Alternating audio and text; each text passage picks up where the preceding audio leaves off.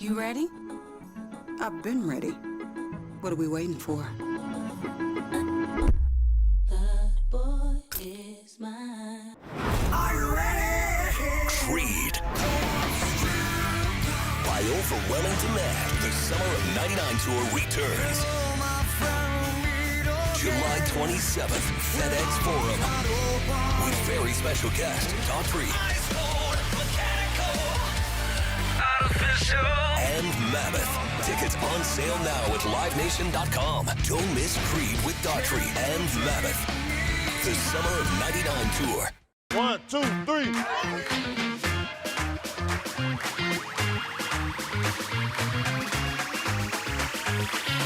3. Ready, go.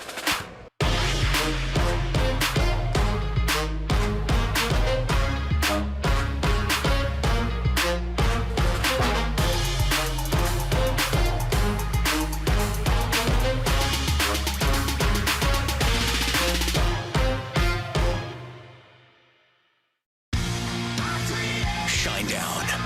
Dance Kid Dance Tour. Live in Memphis. FedEx Forum, Saturday, August 30th.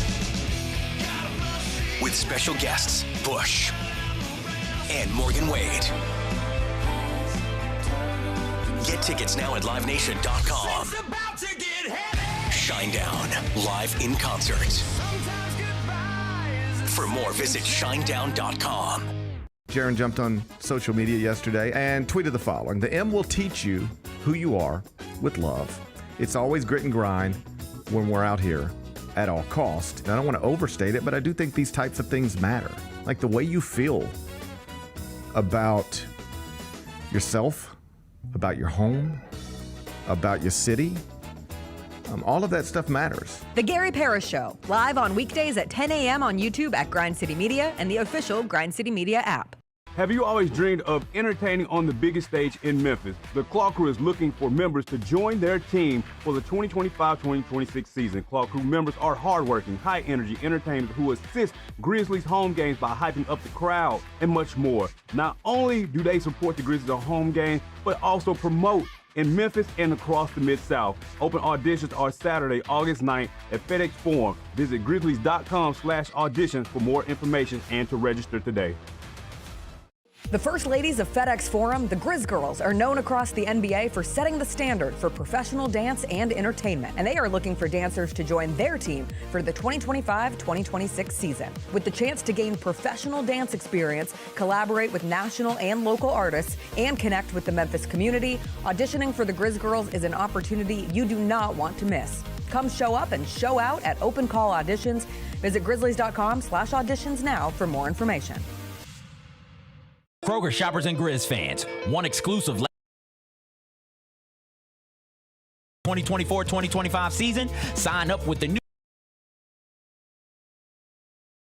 636-479 or visit your local Kroger store in the Delta Division and scan the QR code. By signing up, you agree to receive recurring automated promotional and personalized marketing text messages from the Memphis Grizzlies. Consent is not a condition of any purchase. Message frequency varies. Message and data rates may apply. We are drafting our best movies of the 21st century. Arguably the greatest superhero movie of all time. I'll go with Dark Knight. That was going to be mine. Give it to me. Give it to me, Dark Knight. I'm sorry. I already hate this draft. Yeah. Tune in to the Jessica Benson Show with CJ Hurt live every weekday at 8 a.m. on YouTube at Grind City Media and the official Grind City Media app.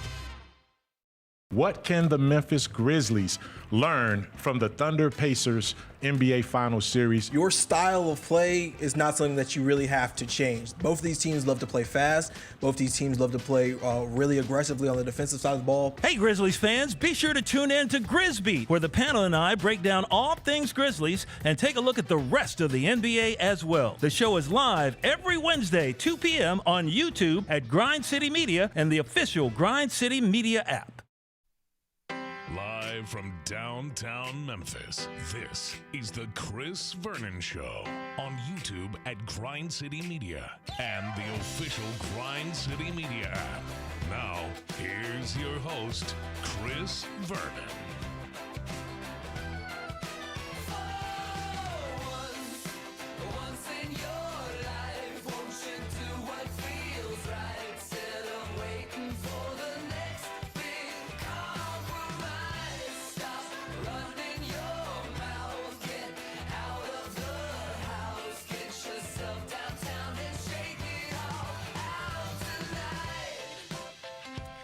Here we go. It's noon on GrindCityMedia.com. It's Chris Vernon Show. Welcome. It's a Monday, July 21st, 2025 edition of the show. Today on the show, well, NBA Summer League wrapped up last night.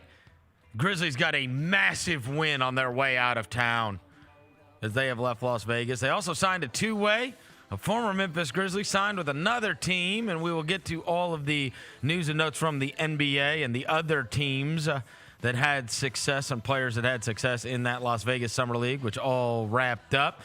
Got some football news to get to from over the weekend, as now attention is going to turn towards both the NFL and college football, which we don't have that long until. Got some disappointing news from around the Memphis area with some local teams. Scotty Scheffler won the Open. Got a ton of stuff to get to. It's a Monday. We got 10 things from the weekend. It's hot, but smile. Let's do it. Turn it up.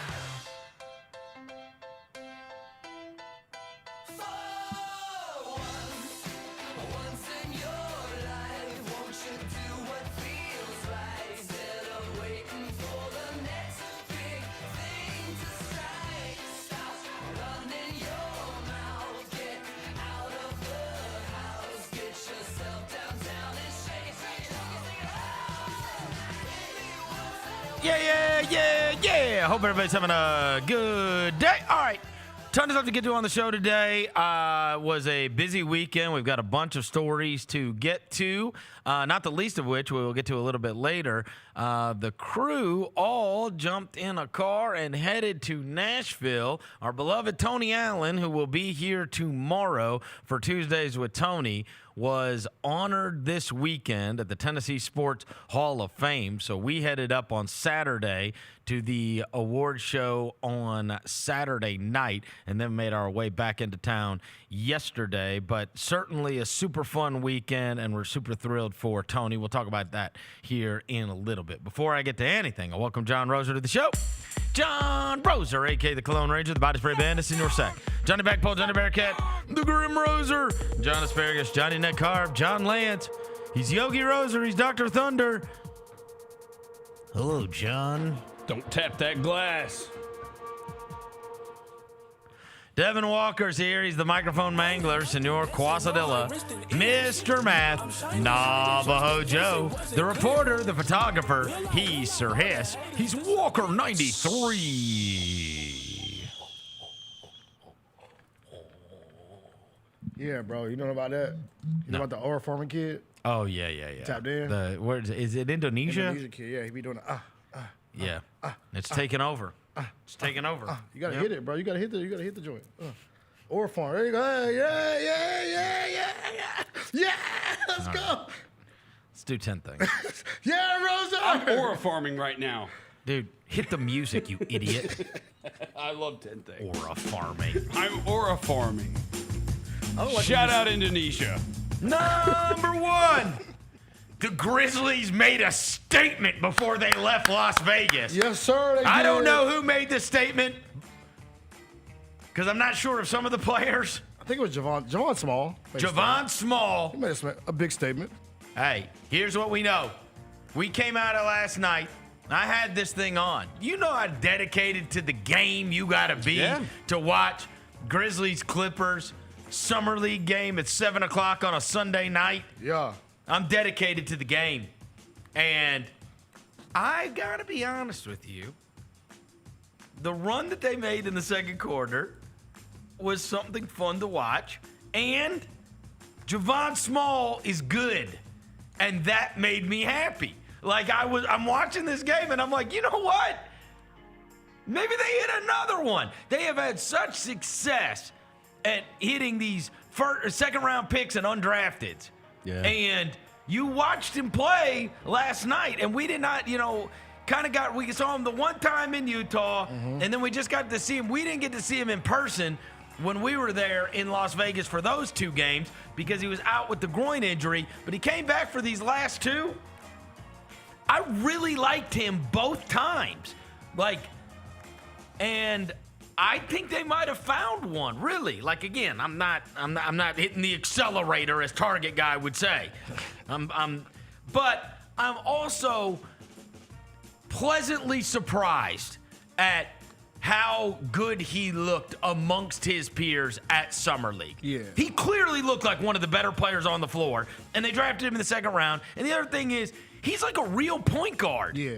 Like a legitimate, real point guard that can dribble under pressure, can control the ball, can set up his teammates, can get around the screens and kind of navigate and either go for that, mid-range thing or get to the basket. He's not some kind of crazy athlete, but he's a good basketball player. He hit some threes too. He Yeah. can shoot the ball from outside, bro. This like the 2 games he played in, we won, right? Yeah. Yeah. The 2 games. By the way, he looked like somebody I know with that play. Yeah, that was very Morant. He was looking like John with the behind the back hang in the air, but no, he looked under control, bro. Like the 2 games he played in, we won. So that lets you know, like he impacts winning. So he can hoop. I can get hoop too. I really like him. I like him too. Can hoop. Like, my first impressions of him are very, very good. Yeah.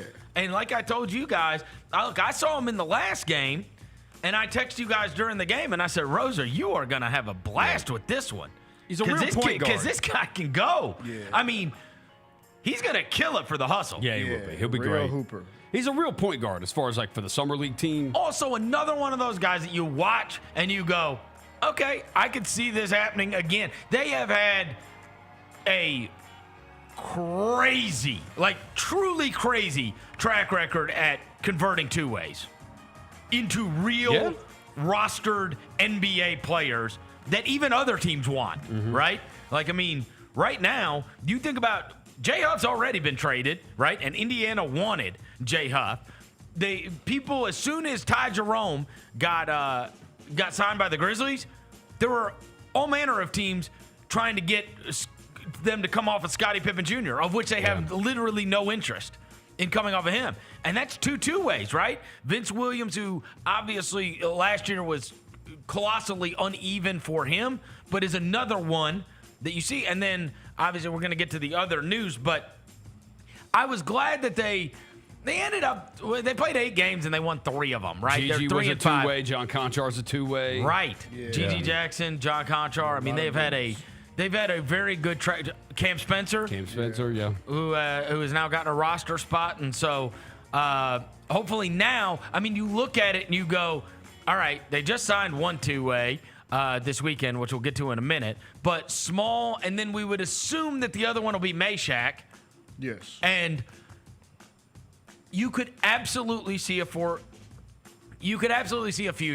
where those guys become rosterable NBA players, right? On 15-man rosters and not just two ways. And I think it's super promising. Him having a plus 34 in 22 minutes is like insane.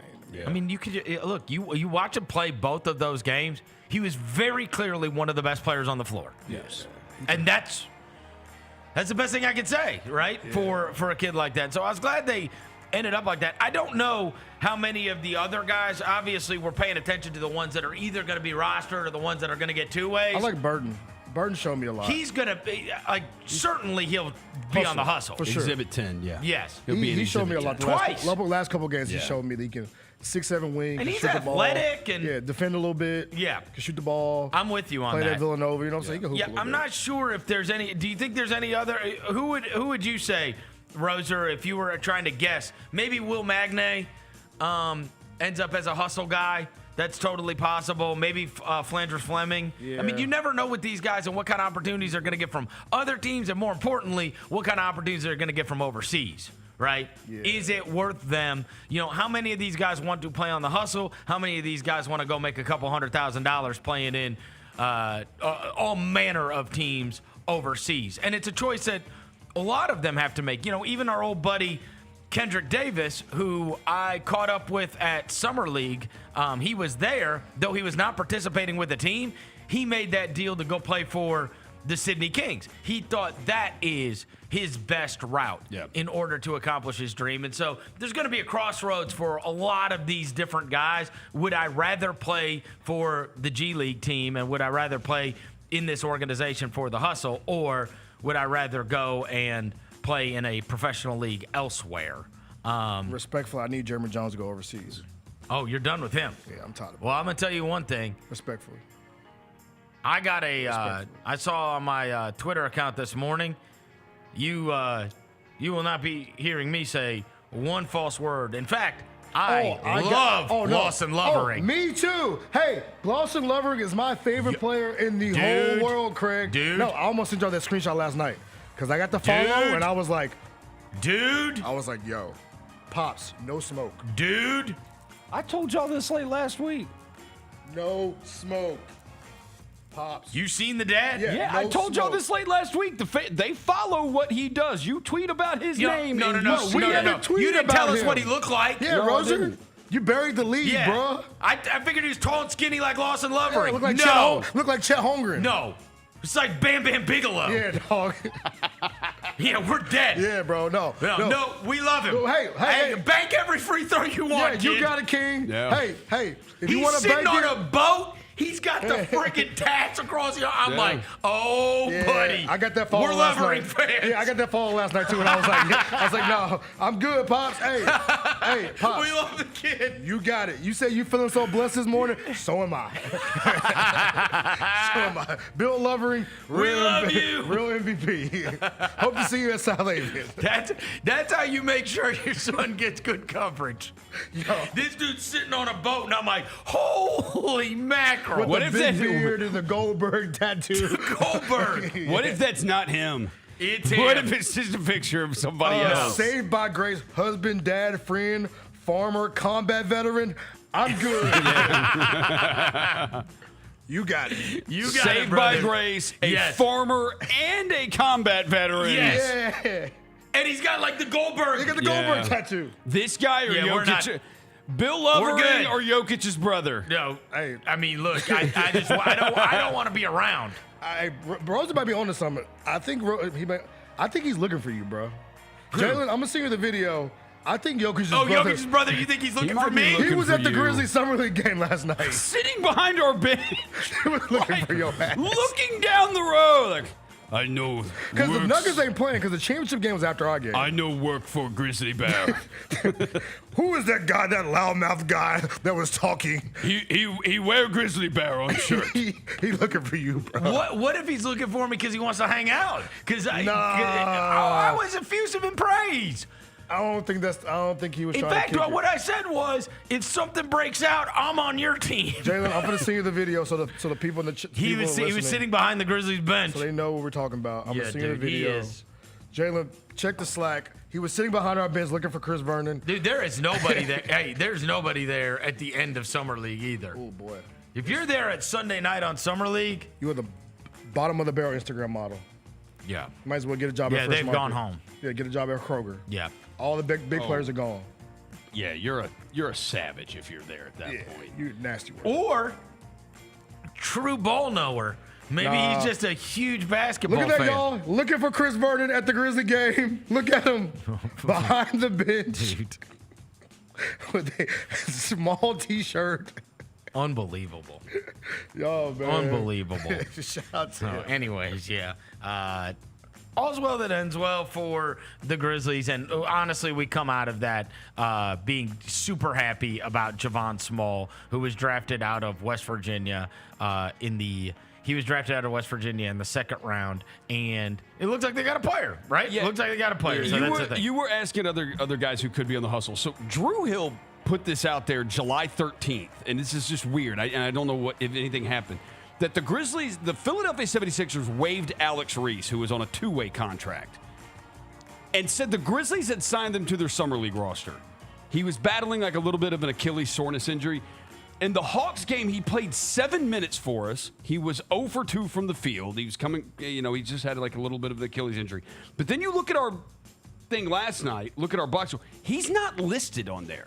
But I would tell you, that's a guy, if he's on our summer league roster, if they put him on there, maybe they want to bring him into camp. He's a guy who was played with Rip City last year, was a really good player, played college at Alabama, and was just on a two-way with the Sixers. That could be a guy they also bring in. Well, this was, unfortunately for Devin, the Summer League of the White Guy, which then goes capped off last night by the great Con Knipple, Man. who willed his team to victory. Was cooking. And won the Summer League. Look, if you're going to be terrible and you got a bunch of young players, you want to win Summer League, Yes. right?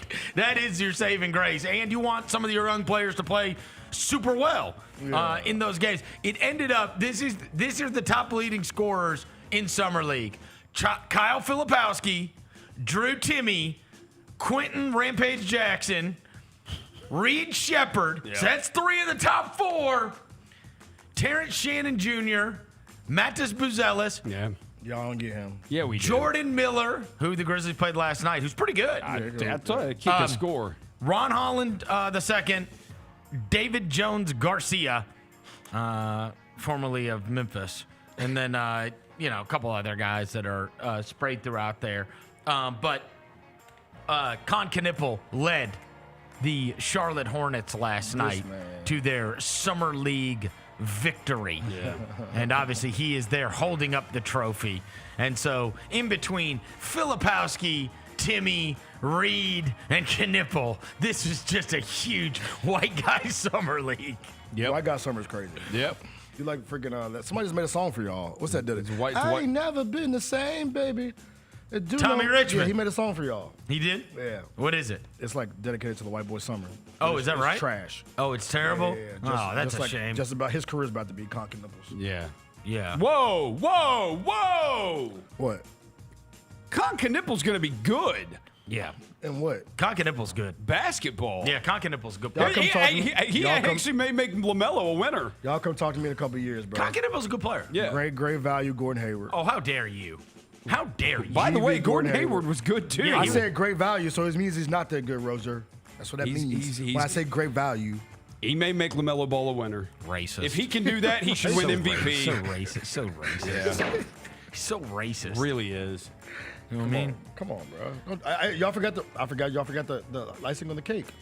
The white boy had the best dunk of the summer league. Oh, you forgot about that part. Johnny Furphy. Come on, y'all. Come on, man. I'm trying Yeah, to he get y'all. did. And Filipowski had one too. Yeah, Filipowski with the game on the line.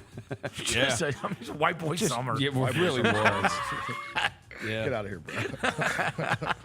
Maybe that's why Jokic's brother was at everything. He was like, "These white guys are awesome."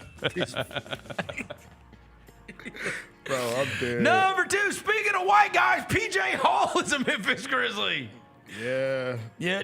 What, you're not excited? No. I'm excited. No, I'm tapped in. He killed the Tigers a couple He years did. ago. I remember him. Big dude. Like, we've got I think, you know what? He was good in that You are game. talking exactly to, we are talking exactly to the crowd that will have a higher opinion of PJ Hall than the normal basketball fan, simply because Clemson played here a few years ago for the University of Memphis. And this guy was not only really good, he was like barking. Yeah. It was. Oh, he was talking crazy to the crowd. Yeah, he was talking crazy. The whole time. And evidently, he destroyed the G League last year. Yeah, he averaged like 19 and 12. Averaging that is not easy. He averaged like 19 and 12. And so, look, they are in a precarious situation with question marks next to Zach Edey and Jaren Jackson Jr. to begin the season, because they really just have Landau, Aldama, and Clark as their, we know they're available going into the season. It should be the tail end of Jaren Jackson Jr.'s rehab, but who knows how slow, if they'll play that slow. We know Edey ain't going to be available for the beginning of the season. So you're literally one turned ankle away from having a huge problem on your hands. So they needed that two-way to be another big guy. And I think they, honestly, Zion Pullen made that decision very easy, because he was, I really liked Zion Pullen, and I don't know if it's him coming back from the injury or what it was, but, I mean, you saw the difference between Pullen and Small. Yeah. And that looked like, right, two different levels of hope in terms of what they could bring to the table. Pullen just did not have a very good summer league at all, and you needed that spot to be a big guy. Yeah. You know, especially if you're using the other two on another point guard in Small, and then more than likely a wing in Meshack, depending on what else on the roster gets cleaned up. And so PJ Hall didn't get to play much. I don't think he ever played more than 8 minutes. He's playing for the Denver Nuggets last year, but we certainly know him from his days at Clemson. Yeah. My God. Did he have the second best jumper in the Summer League? Hold on, bro. Hey, run Well, that. it wasn't from Summer League. These are just highlights. My God. This Summer League? Yeah, that's Summer League. That's Summer League, bro. Yeah, that's Summer League. Look at them jerseys. No, it's Oh. a practice, bro. Those are Summer League jerseys. That's this year. Yeah, that's this year. Oh. That's Summer League. Oh. Yeah, that's this year. Jesus. Yeah. Okay. Shout I'm out with to it. him, man. I can rock with it. I'm with it. I can rock with it. Look, bro, you put on. I Grizzlies really jersey, liked can him. rock with you, I bro. really liked him at Clemson. Yeah. I didn't know what the hell happened to him until they signed him. I swear to God, when they signed him yesterday, I'm like, that's that guy from Clemson. Yeah, he's on a. Yeah, he made an impression on me playing for Clemson. Yeah. Yeah, anybody that wears the Asia Wilson one leg sleeve like her, I can rock with you. Did you see him last year? No, we didn't play them. You didn't play them. Grand Rapids, no. Grand Rapids. The Grand Rapids Gold. I mean, 19 and 12 is a, 19 that's a was lot good, of yeah. production. That's why they had him on a, To they had him on a average that? two-way. Yeah, that's why they had him on that two-way. Sean put his per 36 on the tweet. Dude, he did. That was so funny. I'm Hey, like, that's man. a What did he word. say? Hold on, I'm gonna find it. Yeah, it was Put his whatever. per He's like Boban? Yeah, he basically Like Boban numbers? he's Hold on, awesome. let me find his per 36 number. Oh, here you go. I signed him PJ Hall to a two-way contract. His per 30, where is it? Played 19 games, averaged 20. Oh, here you go. Averaged 24.2 points and 14.7 rebounds on 65.5% shooting per 36 minutes in Summer League. That's in Summer League. Yeah, that's his per 36 in Summer League. Dude, putting the per 36, Per 36 in from Summer League is nasty League work, is. I mean, that is Agent yes, massaging? you're doing Yes, that. that's Yes. for agents. Do yeah. you think he looked that up? No chance. He just sent that Yeah. to post. Look at that per 36, baby. We love some per 36 on the Summer League. 24 and 15. Damn right. He, Like Will all he Chamberlain. needed to add was Matt Bill Bolero's Walton. son's birthday was today. Happy birthday. I know, right? We're gonna get to that point. Promondo. Sent via Promondo. Sounds like a Promondo Sports. That's what it says. that sound bootleg. Bro. Yeah. He should have put sent via email at the bottom. I love that. Yeah. Oh wait, no, that's it. He played 19 games, but then that was the per 36 from Summer League. Yeah. Okay. Yeah, wicked. Yeah, that is. Look, here's hoping he's good. If at bare minimum, he is a break glass in case of emergency for a big, right? And he'll be super awesome for the games that Roser gets to call. No, for sure. You know what I'm saying? Like at the absolute worst, you got a monster on the G So League. yeah, Roser, get ready. Get your AJ Hall calls ready. PJ. PJ. I've got PJ Hall. PJ Hall. That's offensive. I've got Hall and Small.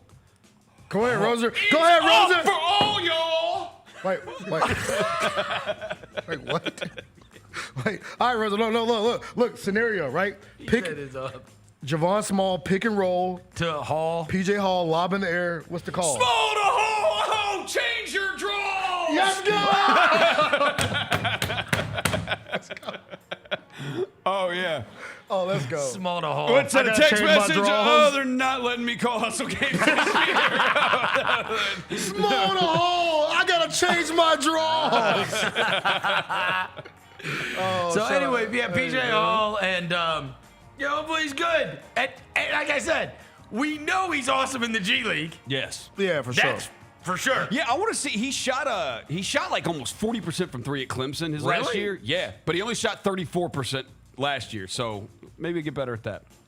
All right. All right, there we go. Look, Watch bro. 3-point I shot, just yeah. more big bodies, bro. You know what I'm saying? Because for a lot of these big men, like, dude, if you can step out and make a shot, like, He plays hard, and that was pretty Yeah. athletic. Oh yeah, dude, his vert, it's like 39.5. What? Yeah, his max vert at the combine was like 39.5. I was looking up stuff on it. It's Yeah. almost as high as the lady who we met in Nashville this weekend. The That lady was who never crazy. played in the WNBA. Her vertical was 40 inches, and I was like, wait. She went like joined the Air Hold on. Force and was like, I said, freaking. let me Google Josh's vertical. Yeah. Josh's vertical was 44 inches. 44 Yeah, this lady was 40 inches vertical.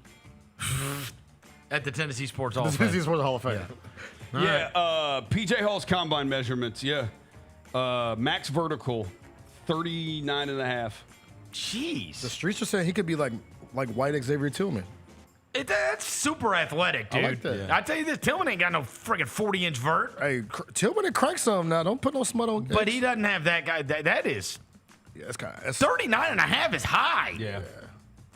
All right, PJ Hall. Yeah. I'm with it. Why not you? Why not now? Yeah. Why not you? Hustle up. Hustle up. Hustle up. You're going to love him. Oh, yes. Oh, you're going to love PJ I'm Hall. ready to go. Yeah, that'll be great. Yeah. At least, hey, you know what? That is a good thing that came out of this weekend. You know the Hustle are going to have an awesome point guard and an awesome big. Yes. And probably the lockdown defender on the wing. Yeah. Like, if those three guys are the two-ways, I'm rocking. that's serious, like, fun. I'm for sure rolling. They got a point guard, a wing, and a big. Pretty good. Other thing I do want to mention in here, because this is not a Grizzlies roster move, but it's certainly somebody that we became well-versed in, though he did not play many minutes on the court for the Grizzlies, and that is Marcus Smart. That story about him going to the Lakers was – I can't tell you how much I hate that. I really can't express how much I hate that. I do not want to see – that is going to look so wrong to me. There's Celtics fans, He is you the know. Celtic. Yeah. Oh, yeah, he is Mr. Celtic. He is. It's going to – yeah. It is so wrong to me. Yeah. Yeah. I hated seeing Shaq in the Celtics. The Big Shamrock. The Big Shamrock. The Big Shamrock. It just looked. He was the Big Shamrock. And he stunk by the time he got there, right? Yeah. But I mean, Big dumpy looking mug. No. Post Miami, Honestly, Shaq was tough. And honestly, Smart, outside of that Dallas game where he went on fire and then broke his finger, when I think of his time at the Grizzlies, I think about that Laker game on the road. The Laker game. He was awesome. The clip with the Lakers, when you get the little pass, the little cuff jump. Yes. That was the Lakers? Yes. Yeah. That Lakers game, except that steal. Dallas game where he got hurt. He had the Pistons game earlier this year, the last season here. I just don't want to. I do not want to see Marcus Smart in a Lakers jersey. That is just now they got wrong. They got our whole wing rotation from a couple years ago. I saw DeMichael spun his tweet back. Well, they cut Jordan Goodwin though. Well, they got Jake LaRavia. Yeah, they do have Jake LaRavia. Jake LaRavia and Marcus Smart. DeMichael spun that tweet back from last year. It was like training camp. Marcus Smart saying he thinks Jake LaRavia could be like in the next lockdown defender, wing defender. And now the Lakers got both of them. Lakers said say less. A year later. I mean, they have been like watching us for a while since we took Jay Huff, we took Scottie Pippen, we took Colin Castleton. They're like, yo, we got to get some back from them. Bro, if LeBron leaves that team, I'm not going to hate the Lakers. I know. I know. Like, I mean, 8 and whatever, but like, I don't hate Luka. I like LaRavia. I like Marcus. I just don't want to see Marcus Smart in a Lakers jersey. That's going to feel so wrong to me. It is. It is. It is. It's weird. No, and I agree with Roser. LeBron is the annoying one. Yeah. Wait, what? Yeah. The other guys It's not their fan base? The other guys aren't actively Their annoying. fan base though. is actively annoying. For sure. Well, yeah. That's what makes Lakers I agree the with Lakers that. brand annoying. I agree with that. It has nothing to do with Bron. But they have had more likable teams. No, because you have Lakers and LeBron fans There now. It's a combined. There have been times where how do I say this? My level of resent and respect for the Lakers was higher than my annoyance of the Lakers. Yeah. But these LeBron Davis teams that's changed. Yeah. I don't look up to them and resent them for being what they are. I can't stand them. Yeah. Spoken like a real Cowboy fan. Yeah. I just can't stand them. Spoken like a Cowboy fan. I just don't like them. Spoken like a real Why? That's why I hate them because of their fan base. Who? I always have. Who? The Lakers. Oh. And it's like the Venn diagram with Cowboy fans is like together. But there are certainly players that I end up liking more that play on other teams that I hate. Once they leave the Lakers, yeah. Yeah. No. I'm saying that's true of like I don't hate Jaden Daniels. If Jaden Daniels isn't playing against the Cowboys, I like watching Jaden Daniels play. Yeah. You know what I mean? Like, I'm not an idiot. But when you I don't hate him because he's a commander. Yeah, I don't know about that. I would hate Jaden. You do? I would. Yeah, I would hate Jaden Daniels if I were you. Why? Yeah, I would hate him. No, you hated Richard Sherman. You hated Richard Sherman forever, bro. Yeah, dude. I Richard still Sherman couldn't even get forever. there. Yeah, but he did something to him. I mean, Jaden Daniels did cook y'all. No, come on.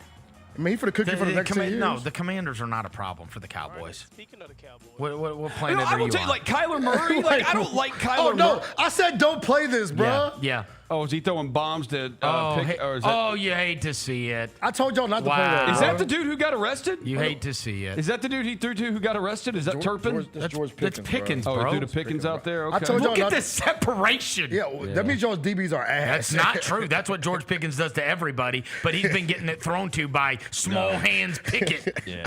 Not big hands Bro, Dak. look how that dude's running, bro. He's Not running like a big hands- toddler. not Look at not- that DB. Look at the way y'all's not DB's big running. hands Dak. He's running like a toddler, bro. Oh Look at my that DB. God. Look at that DB. Look at him. Look at him. My man is running. By the way, hey, look, we're allowed to play that because that looked awesome. And by the way, considering that you got an erection making us play Shedeur Sanders do that. highlights after he did do was that. taking snaps post Dylan Gabriel, slow in the face. I mean, get out of here. Get out of here. Get out of here. That's crazy.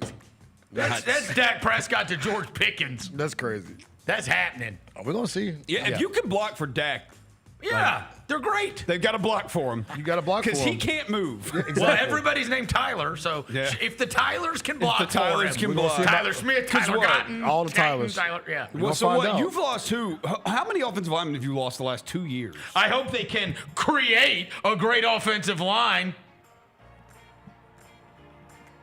What? What? Even I didn't get that corn. What was that one? All the Tylers. Oh, okay, That was yeah. That was bad. That was bad. That was bad. You should have said there'll be creators. That was You guys- yeah, that was look, bad. no. That was bad. No. That was pretty bad. Look, my jokes sometimes are only discernible by Mensa members that are in the high IQ club with me. That joint did this. That joint did this right here. Number 3. All right, stop laughing because this is. By the way, that was during number 2 of PJ Hall and Marcus Smart. Yeah, it was. Yeah, it was. Who cares? Number 3, Sincere Parker. What the hell? Bro. Okay. What the hell? Okay, so this story comes out over the weekend. Here's all I'm going to say about this. So Sincere Parker, I've talked to people with the Memphis basketball program. He's the best player on the team. Like, he's the best player on the team that they have for next year. Because we're going to have a new team every single year because it's like AAU. And Penny is great for this era of basketball because he can just bring in 12 new guys, put a team together, and they're good. That's all he did at Team Penny anyway. Then the best player is in the paper this weekend because he has gone to prison because he has been charged with a domestic violence case and then to read his lawyer, he has posted bond evidently. It said that this is his ex-girlfriend. I guess they've had a relationship for some time, and that they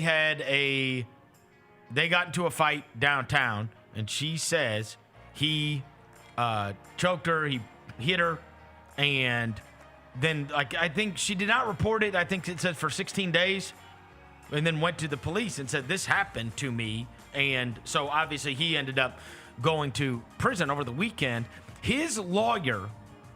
Again, this is why, at this point, right, in the absence of videos, pictures, whatever, you don't know what happened in the situation. I will say this.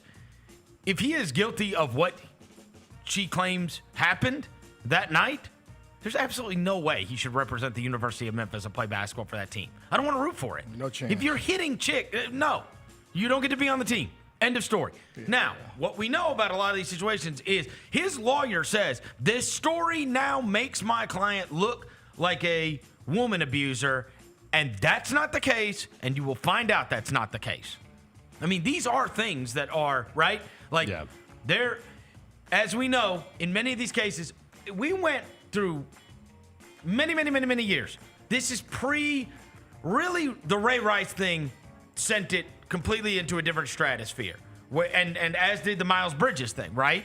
Like, now, like, there are texts, there are videos, there are pictures, there are all manner of things that are documenting what took place, right? Like, that's not left to chance. In 2025, it is not left to chance. There will be, you're right, you even remember the whole Trevor Bauer thing when that all came out. Like, there will be text messages between these people. There will be pictures. There will be of, you know what I mean?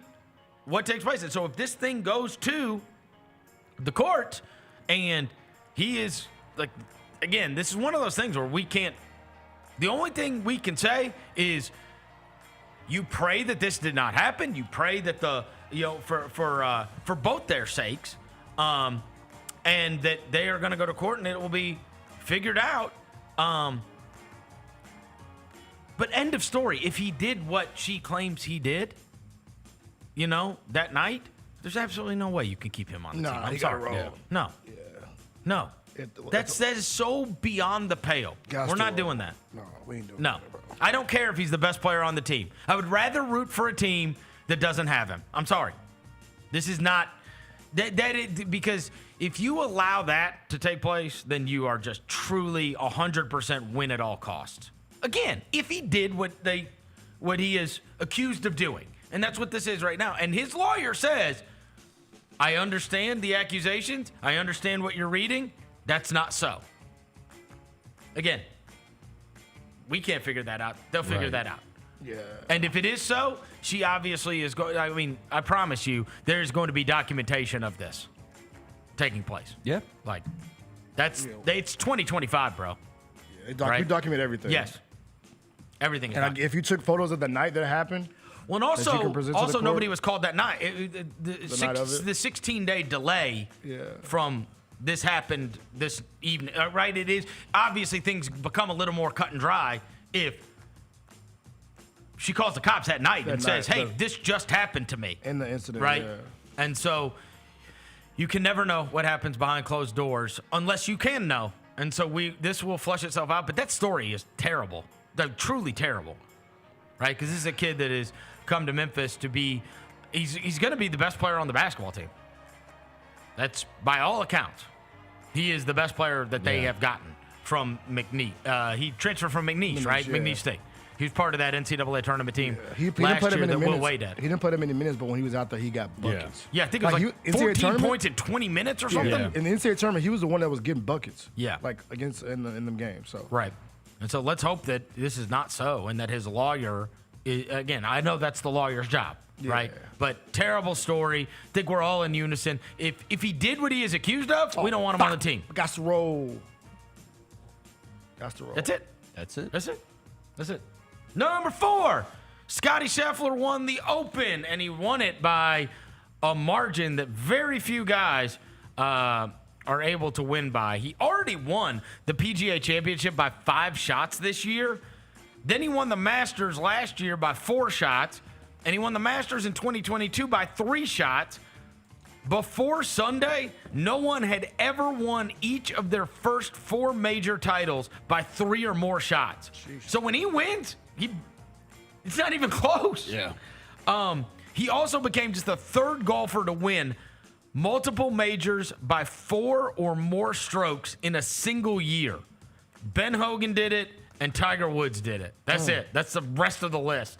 I will say, Devin, we're starting to move in a direction because I walked into Smoothie King this morning. And 2 young black guys are in Smoothie King. Okay. And as soon as I walk in the door, one of the young black guys goes, "Yo, man, I love your shirt." And I was like, all right. Did he think it was his homie? And the other black guy said, "Who is Scotty?" He's like, "You don't know, that's the best golfer in the world. He's the guy that almost ran over the security guard." Wow. I mean, so you halfway. I was like, halfway there. We're halfway there. Because one of my guys was like, "Who the hell is Scotty?" And he saw free Scotty. He thought it was like his homeboy from across the way. He didn't know who Scotty was, and the other guy loved the shirt. I think it's because he said free somebody. We all about freeing people. Yeah. You know what I'm saying? We all about getting people free.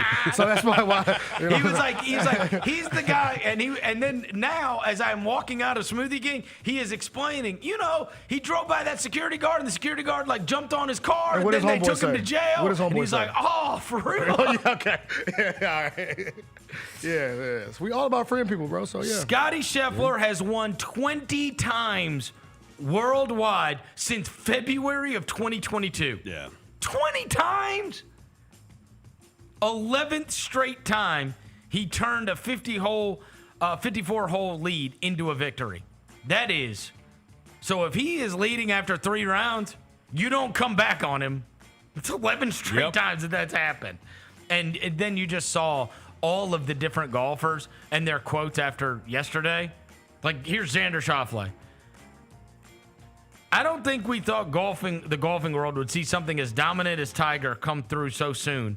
And here's Scotty kind of taking that throne of dominance. By the way, Xander Schauffele tied for 7th. Yeah. And, like, all these guys are like, what is happening? And Xander won it last year, won the Open last year. He's like, they're all like, what is happening here? Because the run that he is on is just truly crazy. Yeah, like, we're now heading towards. Back in the day, it was Tiger versus the field. We're heading to and Scotty now it's versus Scotty the field. versus right. Would you Yeah. rather take Scotty? Which is an insane thing to do in an individual sport. It is. Do you know how awesome you have to be for that to be like a real discussion? Yeah. And I heard Gary talking about him earlier. He is such a unique character, right? He did the whole press conference about the meaning of life, before this ever started, and this whole idea. And then Jordan Spieth was talking about him yesterday about how, like, he ain't like everybody else, right? It's not what gives him fulfillment. He finds fulfillment in, like, there's a lot of people that, like, reach the mountaintop of whatever they thought they wanted, right? And then it's not what they thought they wanted. Yeah. And I think all of these guys kind of go through it. I think you've seen Rory post-Masters, right? There was going to go two ways, right? And not that Rory's been crap, but I'm saying it didn't start. It wasn't like, oh, he kicked down that door and now watch out, right? That's not what's happened since. Because it's like, that's been the thing that's been hanging out there. And so then you do it. And then what? Yeah. And that's kind of what Scotty was saying throughout that press conference. It's like, and then what? Like, I still have to go home and I'm dad kids, and I'm you know what I mean? Like, but the other thing is this. He is unlike anybody else in this day and age. The comparison, and I think Spieth brought it up, is like Jokic. There's no star, like superstar in a sport, that is just out of the mix. Like, not social media, like all those like meet and greets, and like you go to the Capital One tent and you gotta shake hands and kiss babies with all the sponsors, and you got commercials and endorsements and outfits and all. He doesn't. None of it. I told you this 2 years ago, and I was going to get him to do one of the Masters updates things, and I had to connect because Memphian Parker Sexton, Jimmy's kid, was his college roommate. They've been friends forever. And I called Parker, and this is when I got Max Homa to do it, Harold Varner, Jenna Sims, like all those people, Scott Van Pelt, all those people were doing like Masters updates things for me. And I called Parker, and I'm like, yo, you got to get me Scotty. And it was the week before, I think it was maybe a week and a half before the Masters. But it was like another tournament that was going, not a big one, right? And he was like, dude, he's like, I might be able to get a hold of Meredith. He was like, his phone's off. If he is in a tournament, his phone is, you're not getting a hold of him. Yeah. At all. And I was like, damn, bro. Like, Locked that is in. from 1965. Who's not looking at their phone? Yeah. You know what I mean? That's really who that guy is. He doesn't care about all of it. He doesn't, and you know what? We do have an example of this because Jokic doesn't care about all of it. No, he doesn't. He doesn't care about any of it. He did race a train earlier this weekend. And he did the Minions commercial, the Gru thing, which was super funny. Yeah. But the NBA made him do that. Yeah. Right? The racing the train thing, I don't know what that was about, but he did that. Yeah. You see that video of him racing the train? No. You see him? Oh, Jokic? He raced like a high-speeding train. Oh, that's funny. Yeah. I mean, like, but he's just out of the mix in a way that superstars are typically not. And, dude, these guys, I've been, especially during the tournament here, I mean, I've been around them. I did an event with Jordan Spieth and John Rahm. That FedEx event, it was like a big FedEx St. Jude event that we did out at the airplane hangar, where we did it with 2 St. Jude patients. And then there were guys that went out and played golf with the St. Jude patients. And I mean, like, there's just always something. And when I tried to schedule Max Homa to come on the show with us, like, I had to find the day and the time that, like, he would be able to get away for a minute because he's got to go do FootJoy, and then he's got to go do the FedEx, and then he's got to go over to the hospital, and then he's got to go do something with whoever, like Lululemon, who's his new sponsor, and he's got to go do. It's like, your time is taken, bro. Yeah, it's always something. His time is not. That's what I'm telling you. Scotty Scheffler's time is not taken. He's going to the range, and he is going home. Yeah. And he's going to be with his wife and kid, maybe a friend, and then he's going back to the range, and then he's going to play in the tournament, and then he's going back home. Mm-hmm. And, like, he's not doing all that extra stuff. You even see, like, the Nike stuff. Nike puts up ads every time he wins. Like, the one they put up yesterday was like, you already won. Yeah. And it was him and his kid. There it is. Yeah, that's tough. You already won. But, I mean, Tiger was doing legitimate commercials. Yes. Oh, yeah, hell yeah. Like, there was a whole series of Tiger commercials. Had his with own him merch line. bouncing the ball on the thing. I remember By the way, as a he kid. used it. TaylorMade has the TW series. That's what he uses. He uses Tiger Woods clubs. Oh. He uses the TW series. Anyway, he is like a force of nature, truly, in golf right now. Like for him to just show up, and then that's all the best players because they got all the live guys in this one too, and that's a totally different kind of golf. This is like the links golf stuff. That's when they always say you prove if you can win the career Grand Slam, which is what Rory did. Like when he won the Masters, like that completed his career Grand Slam. If you can win the career Grand Slam, like that is the other level that Rory reached. Yeah. Because all four of those are uniquely different. And that just means you're truly one of the greatest golfers to ever walk the earth. Because that links golf, where it's just bunkers and huge grass and weeds and whatever. Yeah. Like, I mean, you saw the highlight that was coming out of the weekend where Rory hit that one shot and the ball didn't move. It went straight up in the air and plopped right back down beneath his feet. It's like, dude, this is a different kind of golf. Yeah. These guys are putting from the fairway onto greens and stuff. Like, it's like, you're just truly amazing if you can do it. And so, anyway, congrats to him. And maybe he's breaking through. My guy at Smoothie King knew exactly who was on my shirt. And I was like, wow. He needs. Here we go. What a Scott. The U.S. Open's all he needs now, right? Huh? He just needs the U.S. Open That's now. Yeah. He's got 3 of the 4. Yeah. Yep. Number 5. Oh, did we have a weekend? Oh, boy. Tony Allen made it to the Tennessee Sports Hall of Fame. We went to the Tennessee Sports Hall of Fame induction ceremony to support our guy. Yeah. This was That's a great photo. Yeah, this was on Saturday night. We left on Saturday, went up there for Saturday night, got the table, and they had like a dinner, and then there were all manner of people that were inducted into the Tennessee Sports Hall of Fame. I guess the ones that people would recognize, Derek Mason was inducted in the Tennessee Sports Hall of Fame. Roser got super excited because Rick Barnes got some kind of award. Yeah, lifetime achievement. He's up there thing. yapping his ass Right. off about something I didn't care about. Shamika Holsclaw. Yeah. Tamika Catchings. Who else was on that list? Ron Slay, Ron former Slay, University of Tennessee basketball player. Rick Barnes, because we just need to mention Stop. him again. You just said him. I just thought he The table next to us had Phil Fulmer at it. Yeah, I thought that was dope. That was cool. Phil Fulmer was there. Seth Hennigan got an award. He was not there. He's at NFL training camp. Scotty. Ryan Silverfield. Ryan Silverfield Ryan Silverfield was there. Stephen Some former Tigers got Gostkowski. inducted too, right? Huh? Larry Keenan. Larry Keenan. Ronnie Robinson. Stephen Gostkowski. And Ronnie Robinson's kid was there. We hung out with him on Saturday night. It was a vibe, bro. And Larry Keenan, that was super cool. It was. Tell him the story about him and Ronnie Robinson and the rebounding in practice and everything. So Mike Keith is the MC. Rick Barnes was there. Our boy, what's his name? What's the buddy name? Bobby, what's his name? Okay, we'll tell that in a minute. Hold on. I'll get to that in a minute. Okay, we had... I am so jealous of Mike Keith. Mike Keith. Just an elite voice. Strongest chin in the business. Elite voice. Dude, he was the MC, and I don't know how you guys felt. Voice of the Vols. I did not know. I'd never been to a Tennessee Sports Hall of Fame thing.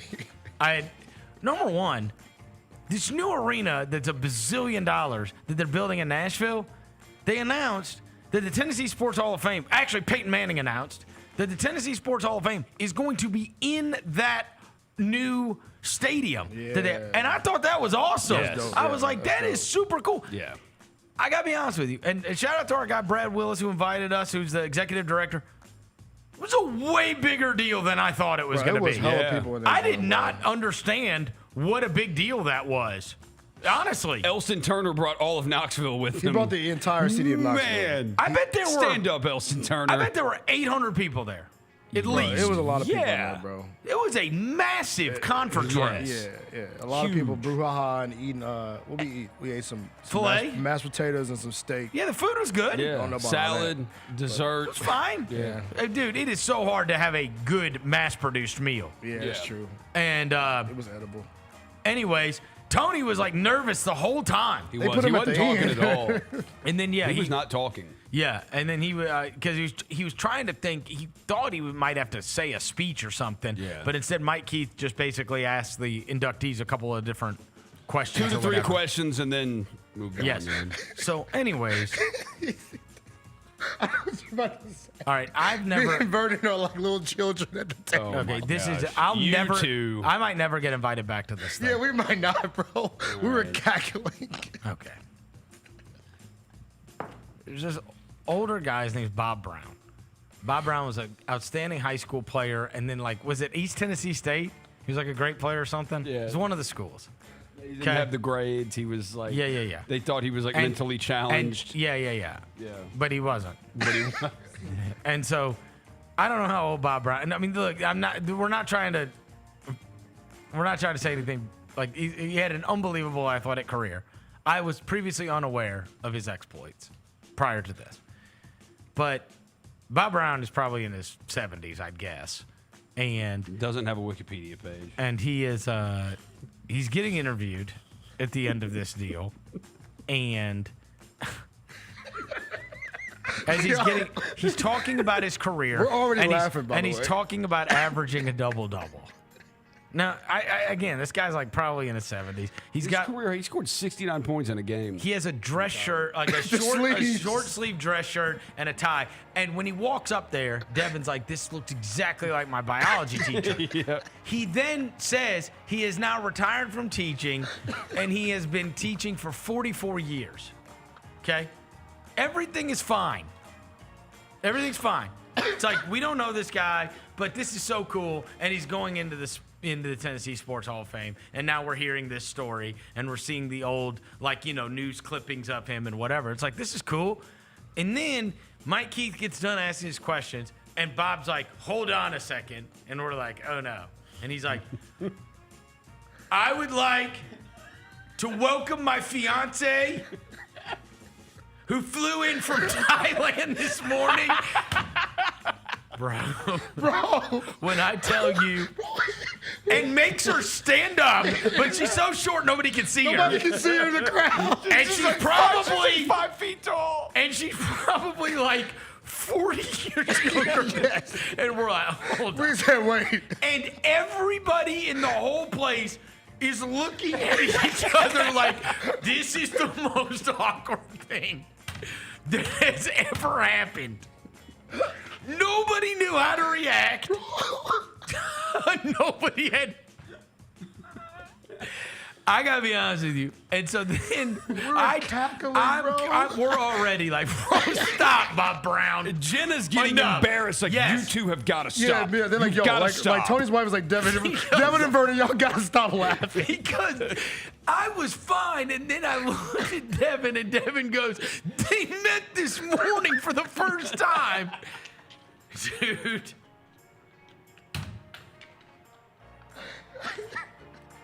Bro. Yo. So, now, a little birdie told me that Bob's idea was to stop the ceremony and to propose to her on stage, and they were like, that's for sure not a good idea. Bro, I actually think it would have been a great idea. Bro, he said this chick's name and said my fiance from Thailand. She flew here today to be here. I said, wait, what? She flew in from Thailand today. Why does your fiance live in Thailand? Like, there's a million questions, all of which were like, what the is going on? This is like 70 years old, bro. And Mike Keith is just saying. Everybody in the whole audience is like, what the hell is that? And me this and him guy are like laughing, stopped. He's bro. like, before I get out of here, I would like to honor my fiance. Oh, bro. Who flew in from Thailand. Okay, bro. All right. The thing is, everybody is looking confused, and me and you are laughing. Everybody's like looking at it. We were like cackling. It was something out of South Park. Yeah, it really is something out of South Park. Bro. It was outrageous. He definitely told her, I'm getting inducted to the Hall of Fame. You got to be here for it. And she does not understand English. Bro, we were laughing. Bro, for at least three nominees. She had no idea. Where am I? This poor lady stand. Bro, it was 3 nominees that went up after us. We were just laughing. We had no idea what happened. Bro. Everybody I look over to, Tony's wife has to get up and leave to go to the bathroom because she's going to wet her pants. I look over, Silverfield is looking at me and he's like, dude. And I'm like, I'm telling you, everybody is looking around at each other like, what the hell? I've never been in anything like that in my life. That was crazy. Salute to you, Bob Brown. Yeah. That was wild. You are a wild boy. You are a legend. Wild legend. If y'all would have saw this, I wish we had a Dude. photo because it all makes sense if you see the photo. Like that's why it's so, if like you saw the short sleeve shirt, the super thin tie, the slim slacks, and the running his whole shoes. story that he just got done. I figure he's about to you can get introduce his wife, who he's been married to for 60 years. She stuck with me through everything. Yeah. This man said- He's on to honor his wife who flew in from, or his fiance, who flew in from Thailand, which, by the way, Jalen, I'm sending you a picture. he had to have proposed that morning. Bro, yes, bro. Because his idea was to propose on stage, and they were like, yeah, for sure, that's not a good idea. All To right. fly a chicken from Thailand to There's propose a- to there's her a picture, at the Tennessee Jalen. Sports Hall of Fame. There's nothing weirder. Bro, we were cackling, bro. That was... Yeah. We were cackling. Then I'm we- telling you, both my cheeks were completely... That's dirty. him, bro. Okay. It's okay. Bob. You are a wild one, Bob. You are a wild boy, Bob. Out of control, Bob. That's the guy. That's the guy. Elite. Bro, that's He was like, ladies and gentlemen, hold on. Before we get done here, I would like to welcome, I appreciate you, Mike. I'd like to welcome my fiance. She flew in from Thailand. We're like, oh my God. Dude, enough, Bob Brown. Enough with you. This is wild. Bro, that was so funny, bro. It's like this young Thai chick's thing. Oh, come on. What is happening? What is happening? It's a Tennessee Sports Hall of Fame. It is. This is something out of South Park. Bro, oh my God. I'm glad we made it through that. But We made it. And then Tony got awarded. It was super awesome. Yeah. Super awesome. His son was crying, man. I was so happy for him. His son was crying. His I was- youngest one was crying. I was so proud of him. Mike Keith kept calling him Grindfather. Yeah. He's like, hello, Grindfather. Mike Keith's now the voice of the Tennessee Vols. He is. He's the voice of the Vols. Sack! Oh, dude, Mike Keith is awesome. Great voice. Yes. Yeah. Yeah. And so, anyways, Ron Slay set the building on fire at the end. dude, Ron Slay has Electric. got the most awesome personality. Yes, He electric. called himself a Tennessee mutt because I was born in Memphis.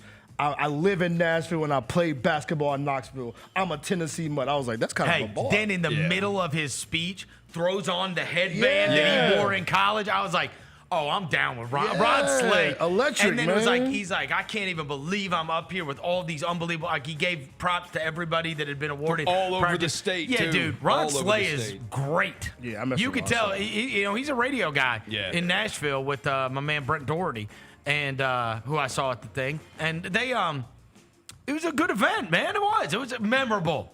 We'll always remember that. Oh, for sure. And I was super proud of Tony and happy for Yes. Tony. And then we got to see Tim Duncan, who's now running Memphis basketball with Penny Hardaway. Tim Duncan was there. Harold Grader was there. Yeah. There was a big Memphis contingent. Oh, Stephen Gostkowski. Yeah, Gotti. He went in. He went in. Phil Clark, who was the longtime baseball coach at Bartlett and Germantown. Gotti's story was about how he got drafted was crazy because he was on the Memphis baseball. He told the story. He's on the Memphis baseball team, and they literally had a game. They told him, "Dude, you don't have to play. Go. It's the NFL draft week." And he said, "No, I want to be with my teammates. It helps clear my mind. Whatever." He's literally like in the dugout. And the phone rings or whatever. He gets the call. They're like, hey, you need to Bill come Belichick. back. And it's freaking Bill Belichick. He comes back to the, like, who was? He goes, that was Bill Belichick. My favorite part of Stephen Gostkowski's talking about everything. He said his favorite memory from playing at Memphis was the New Orleans Bowl. Yeah. But beyond that, we always talk about this when it comes to drafting NBA players, and this can be true as well of NFL players. And I talked to you about some are so ultra talented that it doesn't matter who they get drafted to. Their talent's going to overcome the situation, right? And it's just like kids when you go into a good school or you go into a bad school, right? If you put a kid into the good school, he's going to be given every opportunity, right? And then some of them that go to the bad school, it's not gonna work out for them. But the ones that are truly like, it doesn't matter what school you put them in, right? And those are, in many cases, the most talented kids, as superstar athletes, as we say. So, right, like sometimes franchises and developing those, getting the most out of these players are like good schools and bad schools. And he talked about that, and I thought that was so interesting. He even said, I don't know if I would have had an NFL career if I would have been drafted by a crappy team. Yeah, he did. I got drafted by the Patriots, and they had won 3 Super Bowls, and getting to be there, he said, number one, I was never treated with more respect as a kicker than playing for the New England Patriots. Like, they treated me like a football player on that team. And then he said that he didn't know if his career, if it would have been the same, if it would have happened the same way. He said, when I went into New England, they had already won 3 Super Bowls, and this is what will always stick with me. He said, it's like I had the answers to the test.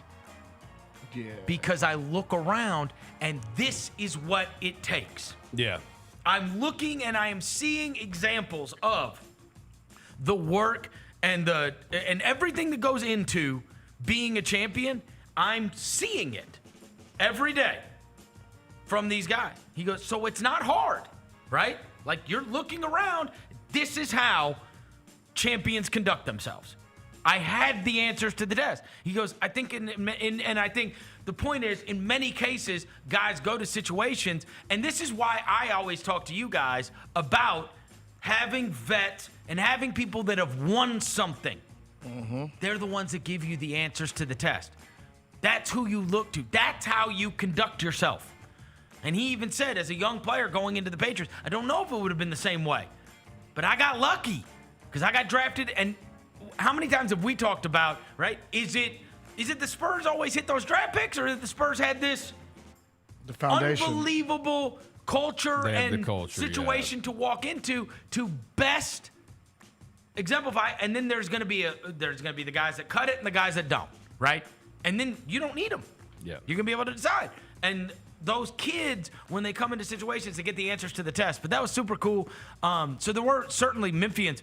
We mentioned Larry Keenan. We mentioned Stephen Gostkowski, Phil Clark, who, by the way, his high school coaching record was unbelievable. Oh, yeah. They said he had 5 state titles and 7 runner-ups. Yeah, that dude was a legend for real. Real legend. They said at Germantown he did it, and then at Bartlett, he was like, Bartlett was a nothing baseball program, and he did it there too. Yeah. It's like he's just a winner. Baseball guy, man. Straight winner. Yep. Yeah. He was a big name when I first moved here in the early 2000s. Still, Phil Clark. That was super dope. But yeah, that was super cool too. His wife, Phil Clark's no longer with us. His wife accepted the award for him. It was awesome. It was super cool. I did not realize how big a deal it was. And that made me even happier for Tony. Yeah. And I will say, I don't know what the rest of 2025 holds, but if I don't go out with Tony Allen anymore, I think I'm good. Yeah. In between Vegas and Nashville. It was tough for old Vernon, man. I'm not built for it, bro. He's not built for it no more, y'all. I'm not built for Roser was smart. When they said shots, Roser said, they started handing out the shots to everybody. I was like, I'm going. Vernon was like, I'm sticking it through. And I look right at Tim Duncan. I got peer pressured. Yeah. When they started passing out shots, I looked at Tim Duncan next to me and I said, Tim, it has been great to see you. Been a long time. Let's go. I'm going to go to bed. We was lit, boy. But you didn't do it right, though, because you should have just stayed with breaking news. The tequila. What happened? What do we got? Big news? What do we got? Oh, shit. Oh, snap. What the hell? Out that church's chicken ass conference. Let's go. What? Church's Chicken Conference. $200 million? Get us out that church. What? Let's go, baby.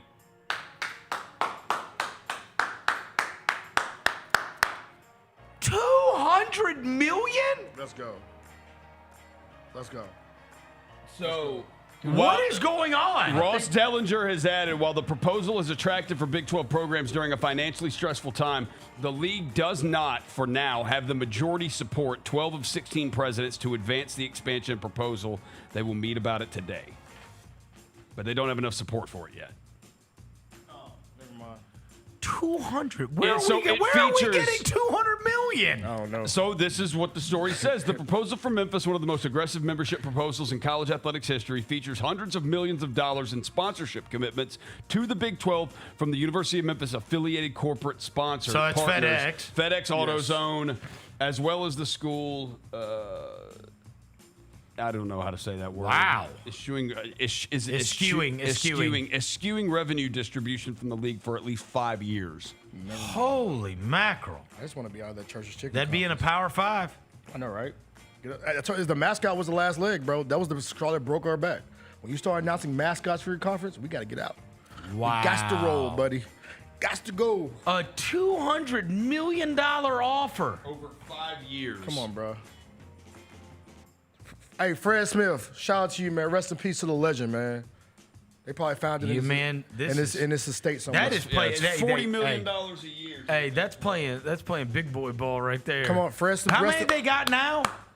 How many they got in the conference? 16? I got you. Hold on, Big 12.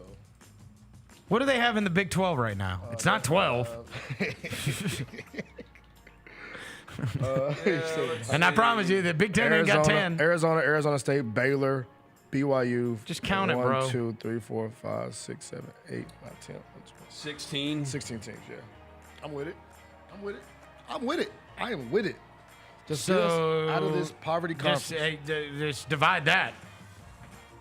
What's 200 divided by 16? It's $12.5 million per school. Okay. Over 5 years. That's $2.5 million a year. Yeah, they ain't gonna. Schools. That ain't I don't gonna think do it's not gonna do it. Those schools don't. Because they're splitting your what's it called, money too. They said we get 5 years with no revenue. 5 sharing. year where we wouldn't get anything. Yeah, so all that 200 would just go to those schools, and it's $2.5 million bro. a year per school. Like, Hey, at least they're doing something. They're trying. I told y'all the straw that broke our back was them announcing that damn mascot this morning. You see that? What mascot? The American Conference. They changed their name from the AAC to the American. They put some mascot that's gonna represent their ass. It's not the American Athletic No, Conference. Jalen, you got it. I know you got it down there, Jalen. What? The There's new a- mascot for the American Conference. How did I miss this? Yeah, it's just called it's the AC. It's the AC. We're gonna turn up the AC. We're air now, bro. Yeah. We're the air conference. Yeah. Jalen, you got the mascot, don't you? Jalen, It's hot outside. Turn on the AC. Look at that. This ashy ass Church's Chicken ass mascot. Get him out of here. Jack Turtle's conference. It looks like that's our mascot. It looks like the Liberty mascot. That's Soar? Yes, Soar. Wait. Oh, he has a name too. Yeah, Soar. Come on, bro. He's the brand ambassador. AKA the mascot. The brand ambassador. So when they announced that, Memphis said, all right, we're done. Looks like a chick I know. What chick you know look like that? I think we know that. Whoa, yeah, what chick you know built like that? Wait, who is applying to be the mascot? Like me? You want to be the brand ambassador? Soar. Come on, bro. If they let me at a Memphis football game, I will dress up as Soar. I'll put on the Soar mascot Rosie, costume. Is it just a bald eagle head on a man? Yeah, on a human. On a human body. It's the stupidest shit I ever saw. Why is he a man? Exactly. It's 2025. He's half man, half eagle? Yeah. He's a meagle? Or a mangle. Mangle? Yeah, he's a meagle. Meagle sounds better. Meagle, yeah, He's a Meagle's Meagle. better. He's a Meagle. Half man, half eagle. I'm a Meagle. The best part, Vernon, he doesn't just play football. That's like, it reminds me of Spaceballs, where John Candy comes out and he's like, I'm a Mog, half man, half dog. I'm my own best friend. Friggin' Soar is a Meagle. He's a Meagle. And look, his name Barf. Spaceballs. The is Mog. Barf. Yeah. I'm a Mog, he don't half just- man, half dog. He doesn't just put football pads on. He wears basketball jerseys. He could put a softball uniform on. Soar does? Yeah, Soar does. I mean, they He didn't can do it even all. they couldn't even afford the rest of the costume. They just got a friggin' head. He's called And the freaking the rest of the costume you could get at Party City. I know, right? Or Church's Chicken or Jack Purtle. It's a freaking leotard with a eagle head. It's disrespectful, bro. A meagle. Okay. Ladies and gentlemen, we'd like to welcome our new mascot of the American, the Meagle Sword. Half man, half eagle. Look. He can do it all. Oh, God. Meagle can do it all, man. That sucks. So, okay, here's... A Meagle. Yeah, the Meagle that's terrible. Friggin' Meagle? Said the Big 12 over the last 18 months... I'd rather be a centaur. Dude, centaurs are awesome. Oh, God. Who doesn't love a centaur? Come on. Wait, oh, dude, please. I need to put my picture into Grok and tell him to make me a centaur. No, Roser, Yes, stop, bro. absolutely. You don't need to do that, bro. Absolutely going to do that. Thank you for the idea. I appreciate that. You don't need to do that. Stop so over the asking last Gronk 18 questions. months, the conference, seriously, the Big 12 explored 2 expansion proposals from Gonzaga and UConn, but they failed to gain the necessary support. But the effort is much more lucrative from Memphis. The Big 12 already, their schools already get roughly $1 million in additional revenue from a sponsorship with PayPal. Memphis's proposal would increase that by at least $2 million with sponsorship commitments from UM partners, and the ones that it mentions are FedEx, AutoZone, and Lowe's. Lowe's? Yeah. Oh, I like Lowe's. I used to work there back in the day. Yeah, I remember. Yeah. Go buy some plants and a shovel. How about that? Gravel. Gravel? Yeah. You can get some I used to- windows. Hey, at least they're going hard. At least they're trying. They're trying. All right, so like then, that. like when Silverfield was in here and I was telling him how bad the conference sucks,